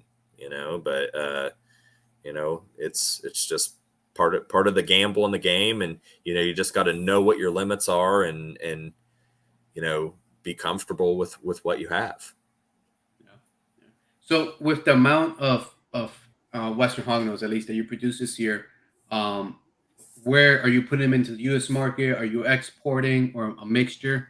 What's Mixture. the mixture? I do exporting. That is something that is a cornerstone of my business, but it's not the price. It makes good money from that, but the U.S. market is just as strong. I mean, I sent out snakes today. I sent out snakes last week. And it's just as strong. Here in the United States. One thing that's good, about China, most millionaires per capita in the world. There's other markets that are coming online. South America is coming online. Mexico, Dubai. Dubai is just getting into snakes and hognose snakes. You still have Europe that is a major player. You do have some big breeders over there. You got Philippe Longahito over there. He produces a lot of hognose snakes, and he can satisfy a lot of that market. He also exports to China, but the market is strong. It's incredibly strong. And it seems like every year you feel like there's going to be a lull at one point, and it just gets stronger and stronger every year. Yeah, yeah, and I think our species, like you said, it's such in the infancy stages where right now we are on that upscale tick of it, and it is becoming a lot more popular with just the sheer of more information is coming out. Like I said, I want to do this podcast because no one else is covering hognose topics. Right. So the more information that gets out there, the more people are get introduced to the hognose, and helps everybody out on that end. Yeah, and to circle back, you talked about people investing. Like it's still a solid investment. It's still a very solid investment. You just got to be thorough in what your plan is. If your plan is to keep it as a hobby, do 20 snakes a year, that's freaking great. Do it as your hobby, and you'll have a blast with it. It's just whatever your scope is that you want to do, and don't overwhelm yourself, because at that point where you sacrifice quality, that's when you're already sliding down a slippery slope. So yeah, sure. And work with the genes and patterns that you really enjoy. Yes. Because if you're gonna do let me check what's the most sold on morph market or something like that. No. You're asking for a plane to crash. Do what makes you happy, man. I like snakes with dark colors and stuff, and pattern. I make super condas every year, yeah, but I don't make very many. They're byproducts of things because it's not my thing. I make very few super condas. I honestly could make tons of them, but it's not my thing. So I love Super Arctic. Super Arctic's one of my favorite genes of all time. I mean, that by itself, I love the stark black and white of it. It's still to this day, if I could have any snake just as a pet and retire and be like, hey, I ain't, I can't keep snakes anymore, but I can have one to keep. It'd be a Super Arctic. I think it's an incredible animal. So yeah. This year I had one pairing that I could produce Super Arctics. It was a first year female. She didn't lay too many eggs, and I didn't hit it. But next year, hopefully, I hit it. And I picked up a Super Arctic Tough from Jamie. And those things are I think one of the underrated combos out there. 100%. Because that thing is crazy. The pinks, the purples, the whites in that thing, it's amazing. Yeah. So if you guys haven't seen a Super Arctic Toffee, go. I have one on my Instagram that I posted about, and I know for sure Jamie produced more this year. Oh yeah, yeah. I know They're pretty cool. he's got a couple of them available right now. I know I talked to him. I think it was this morning about some of those, but I don't know. All my days run together. But Hmm. yeah, yeah, super cool snakes. Very underrated. So if you had to start with one pair today, what would that pair be? One pair. Hmm. Probably, if it was for me, Hmm. I would do a pair of Arctic Sables. Yep, to make super Arctic Sables. I think that's an incredible snake. I made super Arctic sunbursts. Don't really like them. They're pretty light. I mean, you do get a lot of pattern as they mature and things like that. When they're born, they're like loosey white almost. Um, but the super Arctic Sables, man, them things just mature and get better and better with age. Um, I've got I've got some that are dark, dark. I've got some that are light, light, and just the variation there. They're incredible. They're incredible animals. That's for sure. And Trini, I didn't say that not the animal itself is underrated. I just don't think enough breeders are working with that combo and just producing super Arctic toffees. That's what I mean by underrated. Because when I first saw it, was the first time seeing one, at Jamie's and picking it up. I don't see many. If you go on Morph Market, there's probably a handful that have been sold. Um, Yeah, so they are really cool. Maybe I'll definitely try to work some of that stuff out too in the next couple years as well. Um, and that's interesting. And you're producing this animal. You said super Arctic, sunburst. Um, Sometimes that's another thing too, right? Sometimes more genes isn't the way to go. yeah, yeah. Sometimes 100%. simplicity is beautiful. Yeah, no, 100%. Like, I like regular Arctic sunbursts and Arctic Conda sunbursts. I think they're amazing like that. And I'm not really an albino guy, but I like the richness of the colors once you mix that sable and albino gene together. Same thing with the toffees. The super Arctic Mai Tais are kind of an anomaly there. They are pretty just because they're the very deep, bold purple. But if I had to choose, not knowing rarity, not knowing anything like that, the Arctic Conda Mai Tai, just by itself, the real deep burnt oranges with the purple pattern that's popping through, those things Yeah. are phenomenal. It's an amazing snake. And Sable Ave stuff, I think it's coming a long way. I hatched I don't know what it is yet. I don't know. Maybe we can pull it out on here and see what it is. But I thought it was a Arctic Sable Lavender when it hatched out. It was from an Arctic storm cloud lav times a triple het storm cloud lav. And I thought it was, an Arctic Sable Lavender, but as it's grown now, I think it's an Arctic Mercury. Mhm. It looks neat. I really don't know. Like I said, a lot of stuff. Sometimes when you have all these genes playing at once, you don't even know what it is until you prove it out and breed it. And as this thing got bigger, it's more leaning towards like an Arctic Mercury to me than an Arctic lavender or Sable Lavender. So And talking about like once, like you said, we're getting to the point where we have so many genes in play into some one single clutches, where there's such a variety of things coming out, or sometimes it's even hard to identify what genes are into play. What are your thoughts on like the shed testing and all that stuff that's coming out now? oh, I think that's incredible. I think it'll take a lot of guesswork out of it, and just knowing the whole genome of hognose snakes and how things sit on the different alleles. I think it'll unlock a lot of things. I think it'll be neat with a frost. Mhm. Frost in particular. I had an interesting result this year where I bred um, a frost pos het sable. Well, she turned out she's a frost het albino. She's not het sable. I never got any sables from her, but I bred it to a permafrost, and I got a caramel.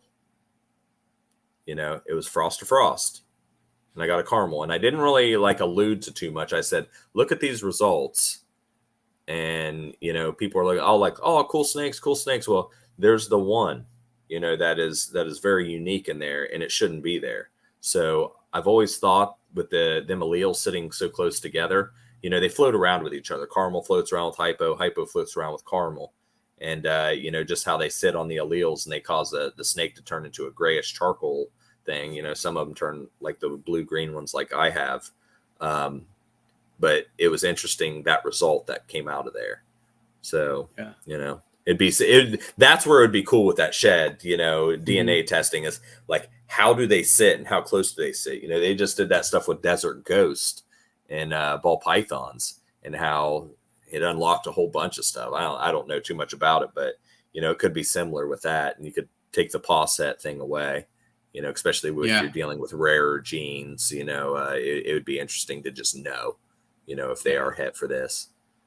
And that and trying to figure out, if dominance, incomplete dominant stuff, because or even like this freaking mercury thing, I'd be like, I don't know what it is, but it could be like, no, that's an Arctic mercury, John. It would be cool to just know that stuff. So, and then that's gonna set that once we, because I'm pretty sure you talked to them too at Daytona, and they're talking about what's it called, mapping the hognose genome and stuff like that. It's going to take a lot of sheds to get sent to them and a good amount of money to do that too. But having that it's going to set like the breeding process years ahead of time. Yes. So you don't have to wait to outcross something and try the testing of breeding it out to something else to figure out what it is. It's in, you're bringing up a good topic. What will that do? Will that crush an industry with a limited amount of new genes coming out, or will it be something positive for it, because it will fast forward everything? There's no longer this paw set or wondering if those babies hit this or that. It'd be interesting. I don't know. I'm not saying there's a right or wrong to it, but it would be interesting because it will fast forward everything, especially on new project animals. Yeah. See, I like to be an optimist and hoping it's gonna better everything, but there's also there's always two sides to the coin. Yep. See what happens. It can really offset the market and change, the pod set stuff, new genetics, because they're talking about, even if it's something new that's similar to an existing morph, they can run it against it and try to see if it sits on the same genetic marker. Right. If it doesn't, it's probably something different. Right. So it's going to be very interesting. I'm pro for it. Me too. I'm pro for it. I think it'll be very valuable, but you just brought up it's going to fast forward everything. So it'd be interesting. Like, now you don't need a visual Swiss chocolate. If you just want to make hets, you can just have a het male, and there's your whole project, because you'll be able to test all those babies and be like, now I know this one's het, this one's het, this one's het, this one's not. And now your project is off a much more inexpensive animal than the visual animal itself. Yes. So, like you said, two sides to every coin. It's interesting. I think it's amazing what they're able to do. I love genes and, how things play and just unlocking the different aspects of it. So, another thing, part of that, it's just within our community, within the breeders and stuff like that, second guessing or calling somebody out for something that's maybe there or isn't there. It will eliminate that, right? Like, all right, let's shed test it, send it out, and let's see what it really is, right? No, and that works. And I mean, people make mistakes. It happens, probably more often than not, and everyone, hopes for the best and prepares for the worst kind of thing. And, it's very common, like a lot of things, Conda, Arctic, all these different genes, there's people say there's the specific markers, and then you breed for them and, it doesn't happen, or it does happen and you didn't know it was there, kind of thing. And, it happens for sure. People shouldn't be so hard on themselves and hard on other people, when that happens, because there is a lot of honest mistakes out there. And there's a lot of guesswork going on right now because we don't have this stuff too, right? Like, like you said, you're working on a couple of projects that you might think is something, but it might not be anything as well, too. Right. Yeah, and I think there's a lot of people that rush to say they have a new something, and there hasn't been enough data, to prove that, and like I said, the stuff that I'm working with, I don't know. The one animal came out really unique. It might be nothing. It might just be a freak of nature. There's that gene cinnamon out there that's been very hard to replicate. And who knows, maybe it's like that where it's, but that's where that genetic testing could come into play, because it could just be inherited different. Maybe it's not like a recessive or an incomplete dominant. Maybe it's more like a different way that it's inherited, where you have to have this other gene at play to even be able to get to that gene, but this gene isn't expressed. So it's interesting how all that would work, and that would unlock that. Yeah, and what's another thing that I've been thinking about with that situation is like, perfect example, like extreme reds, all that line bred stuff. It's still albino, and simplicity is like, okay, you breed for more reds, but if you're able to test the animal, okay, this animal has that genetic marker to make it more red. Yeah. It'll be really, really lemon ghost. Yeah. All the different ones. Yeah. Mm-hmm. Nah, absolutely. I think like I said, the possibilities are infinite once that stuff gets really dialed down, because they've said it too. There's a lot of errors on their end too right now, because it's unproven ground that they're working with, and it takes a lot of time and money and testing to try to solidify a specific test or morph on their end on that. Yeah, 100%. Yeah, very cool. So we talked a little bit like exporting to like the Asian market and stuff like that. Do you think that the Asian market will ever rival like the U.S. market, like the amount of breeders that we have here, like other parts of the world? So what do you mean? Like, I feel like China will ever catch up with the United States? Absolutely. It will. It'll take time, but every year, I was talking with one of our peers a few days ago, and he was talking about the amount of hognose snakes that were produced in mainland China versus 3 years ago, and it's up by like 150%. So there is a tipping point to where it will they'll be producing or not need as much stuff from the United States. But that's where the new genes come in, and if you're already so far ahead with some of these other projects, all you need is a gene like Swiss chocolate or skull face or whatever it is, and you plug it into your 8 gene animal, and all of a sudden you're about 5 or 6 years ahead than anyone that can possibly catch up with you. So yes, I think there is a tipping point, but I think the population density, there'll always be a huge demand. There will always be a discrepancy there. Yeah, because what is it like? That part of the world holds 70% of the population or 80% of the population. Yeah, so I mean, think of it like that. Think about the U.S. market versus that. I do great here in the United States. I can't speak to everyone else that breeds snakes here in the United States, but I do great. I mean, it would. I don't think there will ever really be a problem there. Yeah, I looked it up right now. The Asian population is 59.22% of the total world population. That's yeah. When you talk about that whole like India, China, and Russia, when you look at that part of the world right there, it's like 70-80% of the world right there. Yeah, you just said China, 59% of the world population. So yeah, I mean, even if they did increase, by I don't know what the United States is, versus that number. But even if you did increase it by, 100% or 150% in China, there's still going to be nowhere near huge close, demand. yeah. No, huge demand, so yeah, I don't think there's an issue there. Sure. Let's talking about like stuff from across the world and stuff like that. Let's talk about the racks you have behind you. Yeah, these things. Yeah, these are the alu racks. Gentleman by the name of Kim Cools makes these in Belgium. I'm just floored by him.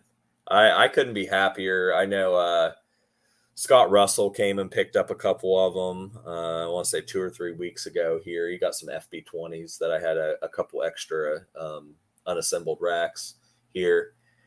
It's a game changer. I don't know if you've anybody out there has ever put together a Freedom Breeder ARS rack, but it's numbing. Like I'm talking, I feel like I can put together a rack pretty well, and it would be a chore for me to put together 3 of those in one day. Like, and I'm talking working like a solid 8 hours, 8 to 10 hours. And, it takes forever to put together a Freedom Breeder ARS rack. One of these guys right here, you can do it in about 15 minutes. And that's by yourself. That's by yourself. Yeah. I mean, it comes with heat panels. They're competitively priced. I mean, you're talking probably if you were to buy a comparable rack here in the United States, it would probably be about 80% of that number, if not a little under that. Here, hold on a second. I'm going to turn on the light. My timer just went off. Oh.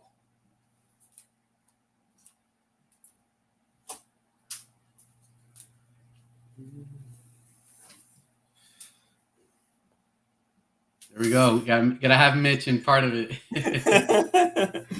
Yeah, but they're a great rack. These are the FB5s right here. That I mean, that's an awesome tub. It's like I want to say like 3.5 inches at the base, maybe 4 inches tall. It's got a little V to it though, so you got some nice space, and it's 18.5 inches long. Wonderful hatchling tub. We start all our babies in these PM Herp tubs. So just like a little, I don't know, like a TV dinner sandwich drawer, like half quart or something like that. Get them to eat 1 or 2 times, and they immediately go into these FB5s. And the growth rate is just phenomenal. I mean, you got that snake off me down in Daytona. That thing was like 2.5 months old, 2 months old. I mean, they grow fast inside of those FB5s. It's a great rack, but he's got them in FB20s, FB5, 10 series, pretty much any ARS or Freedom Breeder tub out there. And we will be bringing in, a decent amount of those into the country over the upcoming weeks. Yeah. So if you guys don't know, John is going to be the U.S. distributor for these racks, right, John? Yes. Yep. Yeah. Yep. We'll be bringing them in. Okay. You said the end of December, you said? Yeah. Right now we're working through everything with Kim right now. He said he needs about a 6-week lead time, but I'm going to bring in probably an introductory, maybe 60 racks, 60 to 80, and get those out to some people here in the United States. And if you guys see, he's using them, so he's not just selling and pushing them. It looks, you guys tested it before. No, I did the risk, before I wanted to even bring them into the country. I bought them, and imported them myself. And, he approached me and said, hey, would you like to, go on this venture? And I said, yeah, well, I wanted to try them first before I, went to you, or I went to Eslin, or I went to Jamie or Jeff or any of my friends and said, hey man, you ought to get one of these racks. I wanted to see how it worked for me. So, I mean, I did all the tests. I said, all right, can a 1-day-old hatchling hognose snake go in here and not get out? Yeah. They sure can. I tested it all. The only thing I would be probably worried on putting in day one would be like a tiny milk snake or a king snake that had just a little tiny head. But I mean, you got to expect that with any rack at that point, that there is a tolerance there, since these are a sliding rack. You just have to be careful. So, Yeah, Do but they have like air holes on the top part of the, or is just the gap? yeah, Oh, there. so Okay, cool. They're yep. already built Yep. into So stuff. that is that. And there is you can get them with the air holes in the top, especially for like the FB20s, the Mhm. 10 series. You can have a wide range of ventilation on top of there. It doesn't have to just be 25%. It can be 25, 50, 75%. That way, if you have a tropical or an arid species that you need to keep inside your racks, you can kind of design it for what you want. Those are really cool. Yeah. I think Yeah. that style of tubs for hatchling, for at least Western Hognose hatchling, is the way to go. Um, Yeah. It's, we spoke before. I definitely gonna have to bring those in the future. I Yeah. think they're, like you said, they outgrow the smaller tubs way too quick. Hmm.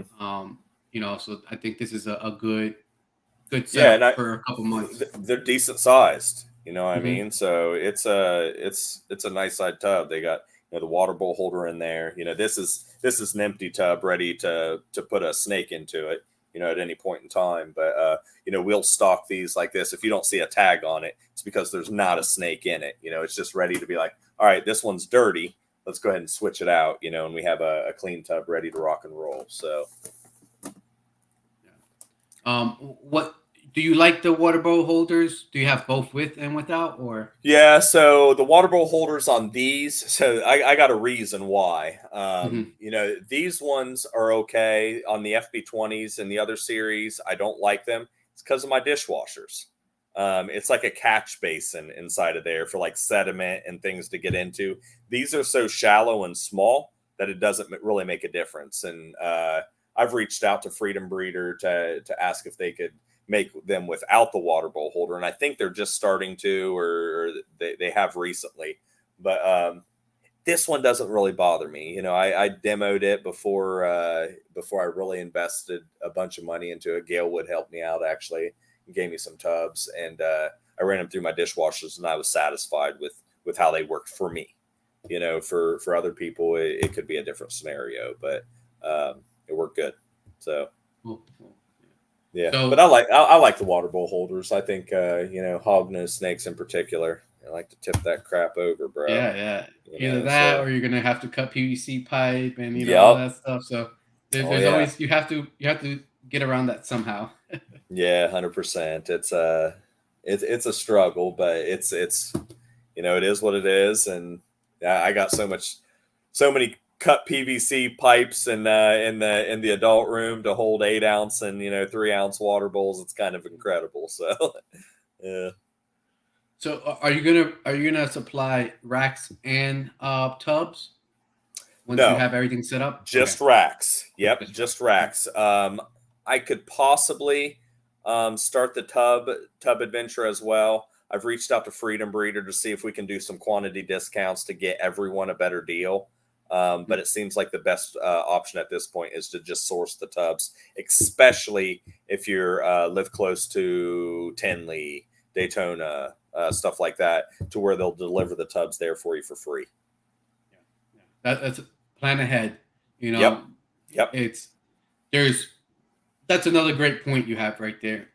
Racks, some sanding chips. Sometimes people have sanding chips at shows too. So if you can't, you don't have a local supplier and you're paying a lot of money for one bag, Yeah. you guys can plan ahead and try to see if people are going to bring sanding chips, racks, and all that stuff, and save on shipping.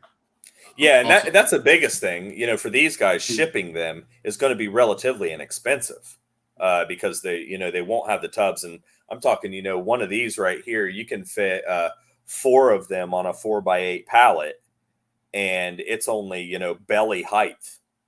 So you're talking your shipping costs right there, depending on where you're at. If you're shipping to Southern California from Ohio, it'd probably be about $400, $500. Whereas if you were doing four racks from Freedom Breeder or ARS, you're going to spend a small fortune.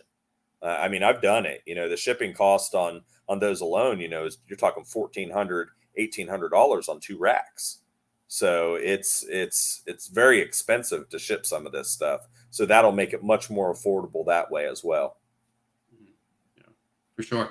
And so these are, I guess, like I said, I saw them that you have posted about it maybe late last year, something like that. So it's going around about a year now, right? So it Yeah. seems like there's a lot of work that has to do behind the scenes on the logistics and all that stuff to get it rolled out to everybody.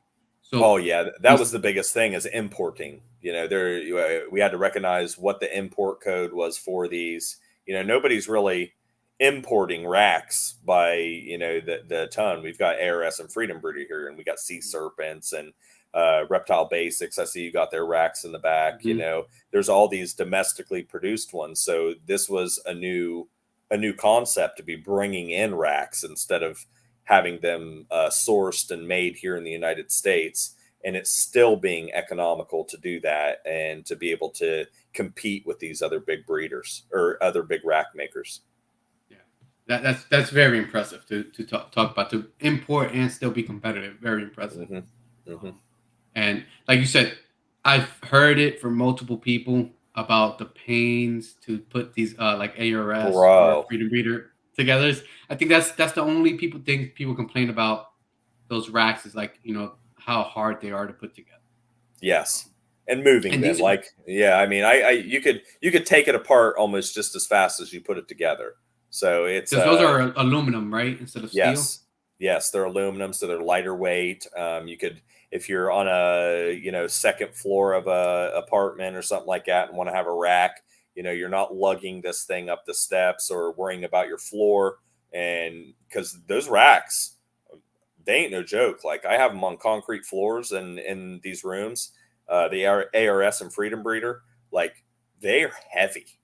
They are heavy. Like I would be worried about them being, in the middle of a floor in a second level or something like that. So yeah. So that's another plus too. It's gonna save on shipping to that, to ship to the customers and stuff like that because it's less weight in total amount. Oh That yeah.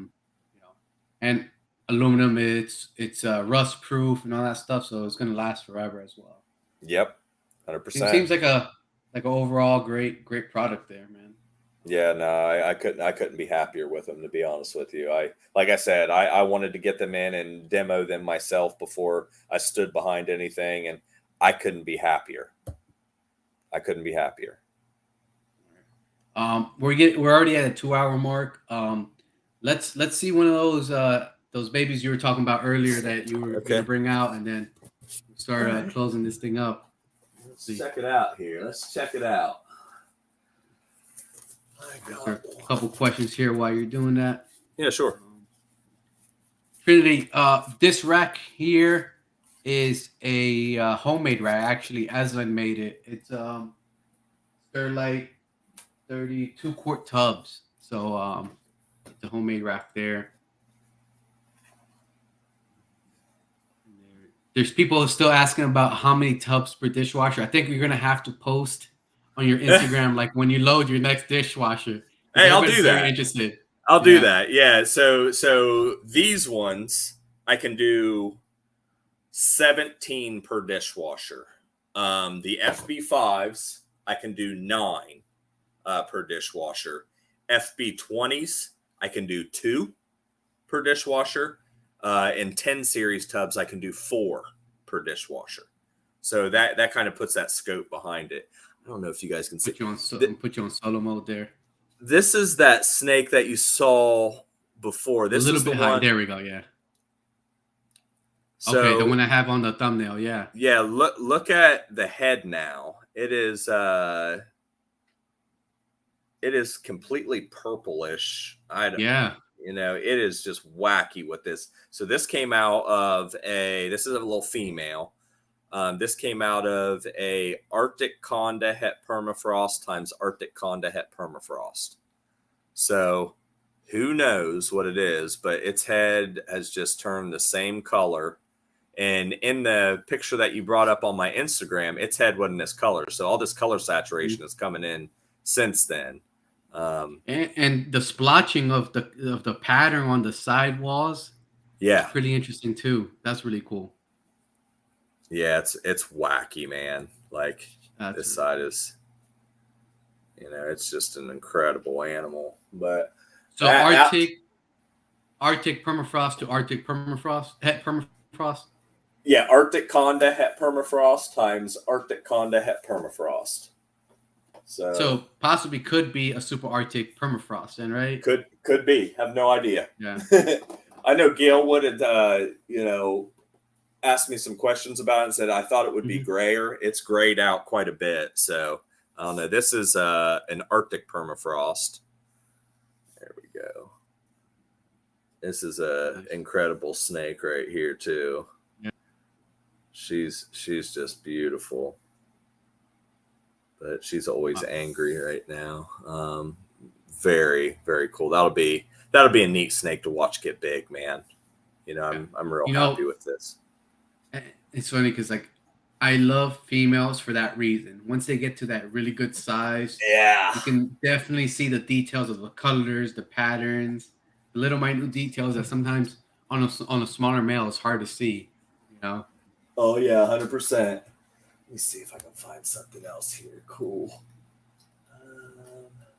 They're all cool, but something a little bit different. Back to that talk about keeping way too many back, and because that's one thing I've noticed this year too. That's happening to myself. It's all right. I'll put this animal for sale, and I start feeding it a couple of times, watch it a couple more times. It's like, okay, no, it's gonna stay here now. Yeah. Yeah, here's a real cool. This is a Super Arctic Conda Sable, a nice light one that's growing into itself. But this came from the permafrost clutch as well. Don't know really what else is going on with it, but it's turning into a really cool animal. Yeah, that one's neat. Sable lavender stuff too. I'll get out a big sable lav female so you guys can see what they turn into. Here, let me grab one real quick. Yep.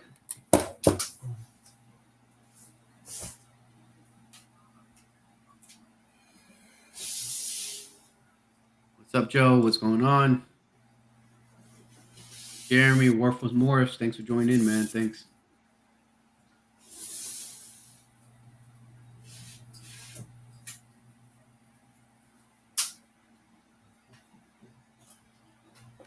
Guys, while he's getting that snake, make sure you guys are hitting the subscribe and like button on this video. And then it's going to be posted up tonight again, so you guys can rewatch it and see a couple. If you want to go back to a specific part of the video, make sure you subscribe. Put on my headset again here so I can hear you guys. All right. So this one is an adult sable lavender female that she's lightened up quite a bit since she hatched, but she's about I don't know, 240 grams or so right now, empty. But but it's keeping the good color on the saddles, which is pretty cool about that. Yeah, it's pretty cool. And then this is a real nice light Arctic super Arctic sable. These are one of my favorite snakes, man. I'm really happy how this one turned out. It's got a real nice washed out background. Really, and, that she's got the nice sable-y cheeks from, pinks. But I've had a lot of people reach out and be like, some of these aren't sable. Until you see them in person and you've produced enough of them, they come in such a wide variety of colors. Actually, Gary Morse posted a wonderful picture of I want to say 3 or 4 super Arctic sables right next to each other, and all of them varying degrees, like going from solid black ones to ones that are like this, that have a real light background. And, I love these light background ones. This video inside of here isn't catching it, but it's very blue. I call, I don't know if you call them poor man's storm clouds, but it's kind of different how it works out with some of them, where some of them are really blue backgrounds. And I donated one down in Daytona for auction down there this last year, a super Arctic sable, and she was extremely blue. It was very neat, but she was also a very light colored one as well. And like you said, especially I got some Arctic sable stuff this year, and after that first shed, some of the big difference that it creates, it's insane. So I could just Oh imagine yeah. a super Arctic version. Yeah, and you actually, you can make such varying degrees even in the Arctic sables. I mean, I'm sure Hmm. you've seen it. I produced a very unique one this last year, and Gobbles, right? Brittany Gobble ended up Hmm. getting it from me. But man, it was the best Arctic sable, and it was very light that I got, but it was just so hyper contrasted. Um, if she wouldn't have bought it, I probably just would have kept it. But Yeah, she really liked it, so I wanted to make sure it got into her hands because honestly, I can't keep everything.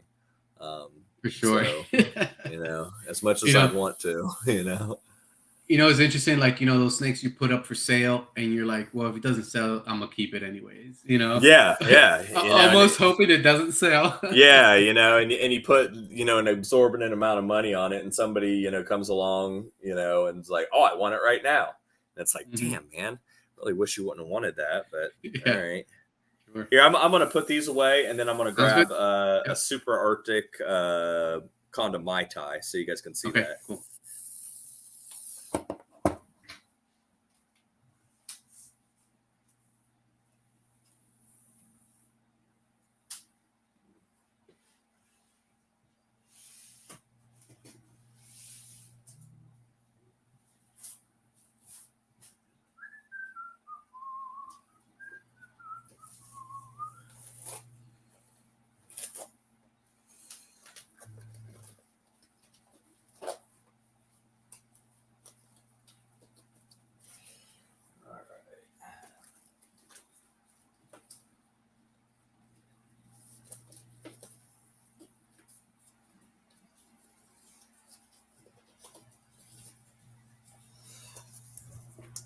All right, all right.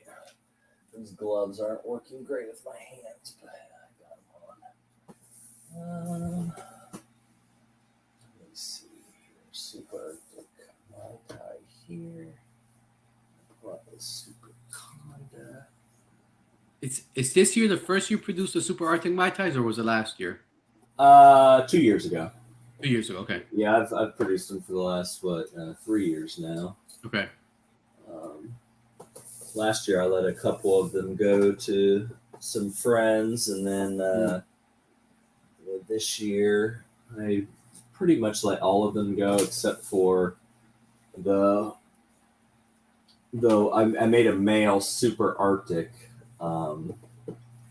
that I kept back from the first clutch here. So here's these guys. That's a super Arctic Mai Tai there. Let me put you on solo real quick.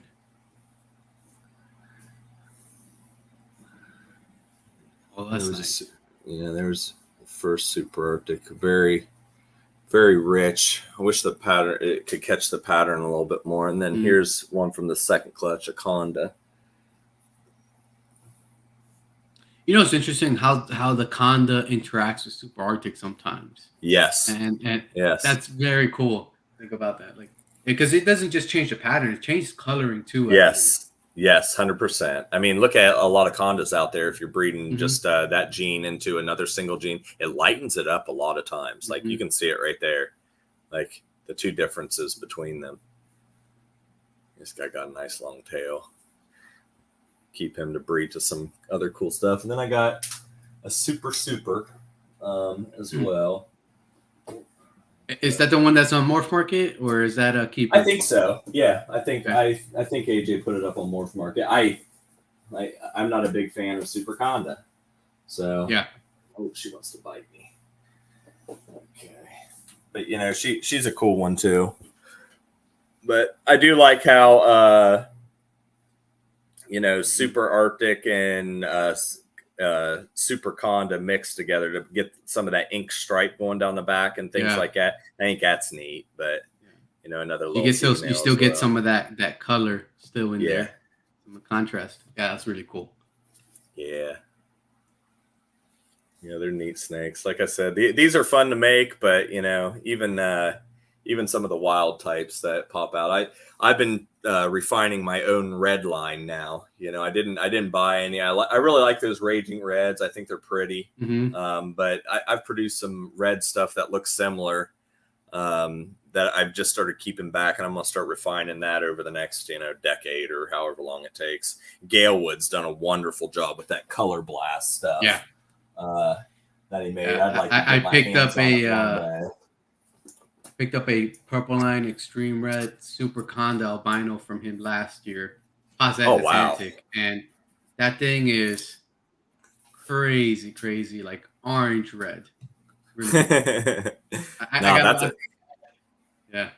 Yeah, they're absolutely beautiful. I mean, he's done some great work with that red line stuff that he has, and he should be proud of what he's done. So. Yeah, sure, man. All right, we're thank you for showing those amazing, one of a kind animals, because I don't know who, there's probably somebody else producing that's probably off the radar, maybe, but I think you got especially you and Mitch, your partner, you guys are definitely producing some quality stuff, blazing the trail on the Sable. You guys been doing it for a couple years now.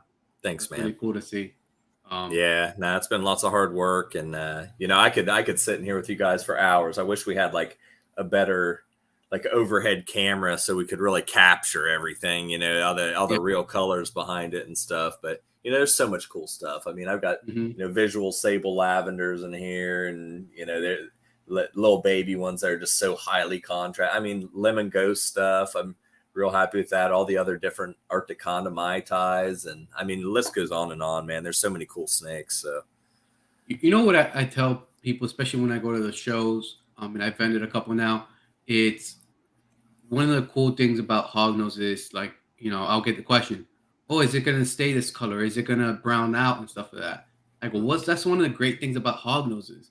Either the colors are gonna get better or are gonna stay very similar to what you're looking at now. Not gonna brown out. Not gonna get a red, a high red albino, and it's gonna be, dusty brown 5 years later. No, a lot of times they get better. Yeah. They get much better. So, and now you're just looking at an animal that's 350 grams. That's more intense than the day you bought it, and that's amazing. No, I agree with you. That's what really cool about hognose. Before we close out, is there anything that we didn't touch base, or that maybe you want the viewers to know? Any projects, any things that you have in the near future that are coming up?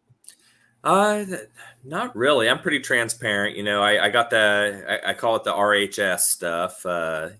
If anybody knows me what that stands for, I got that coming out. I got this weird paint stuff that I've got that I'm working on, and then I call them my skulls.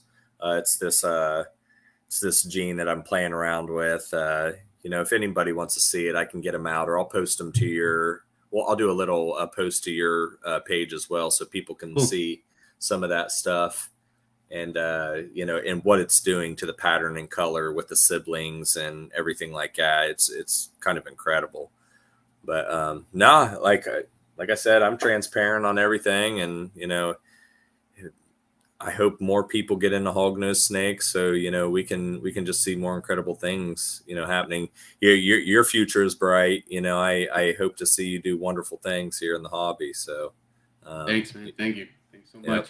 And then I always end with my podcast. If you had 5 minutes with the attention of the whole world, what would you say? What would be your message? Oh, with the attention to the whole world. Oh man, you're getting me political here. Don't trust our government. Nah,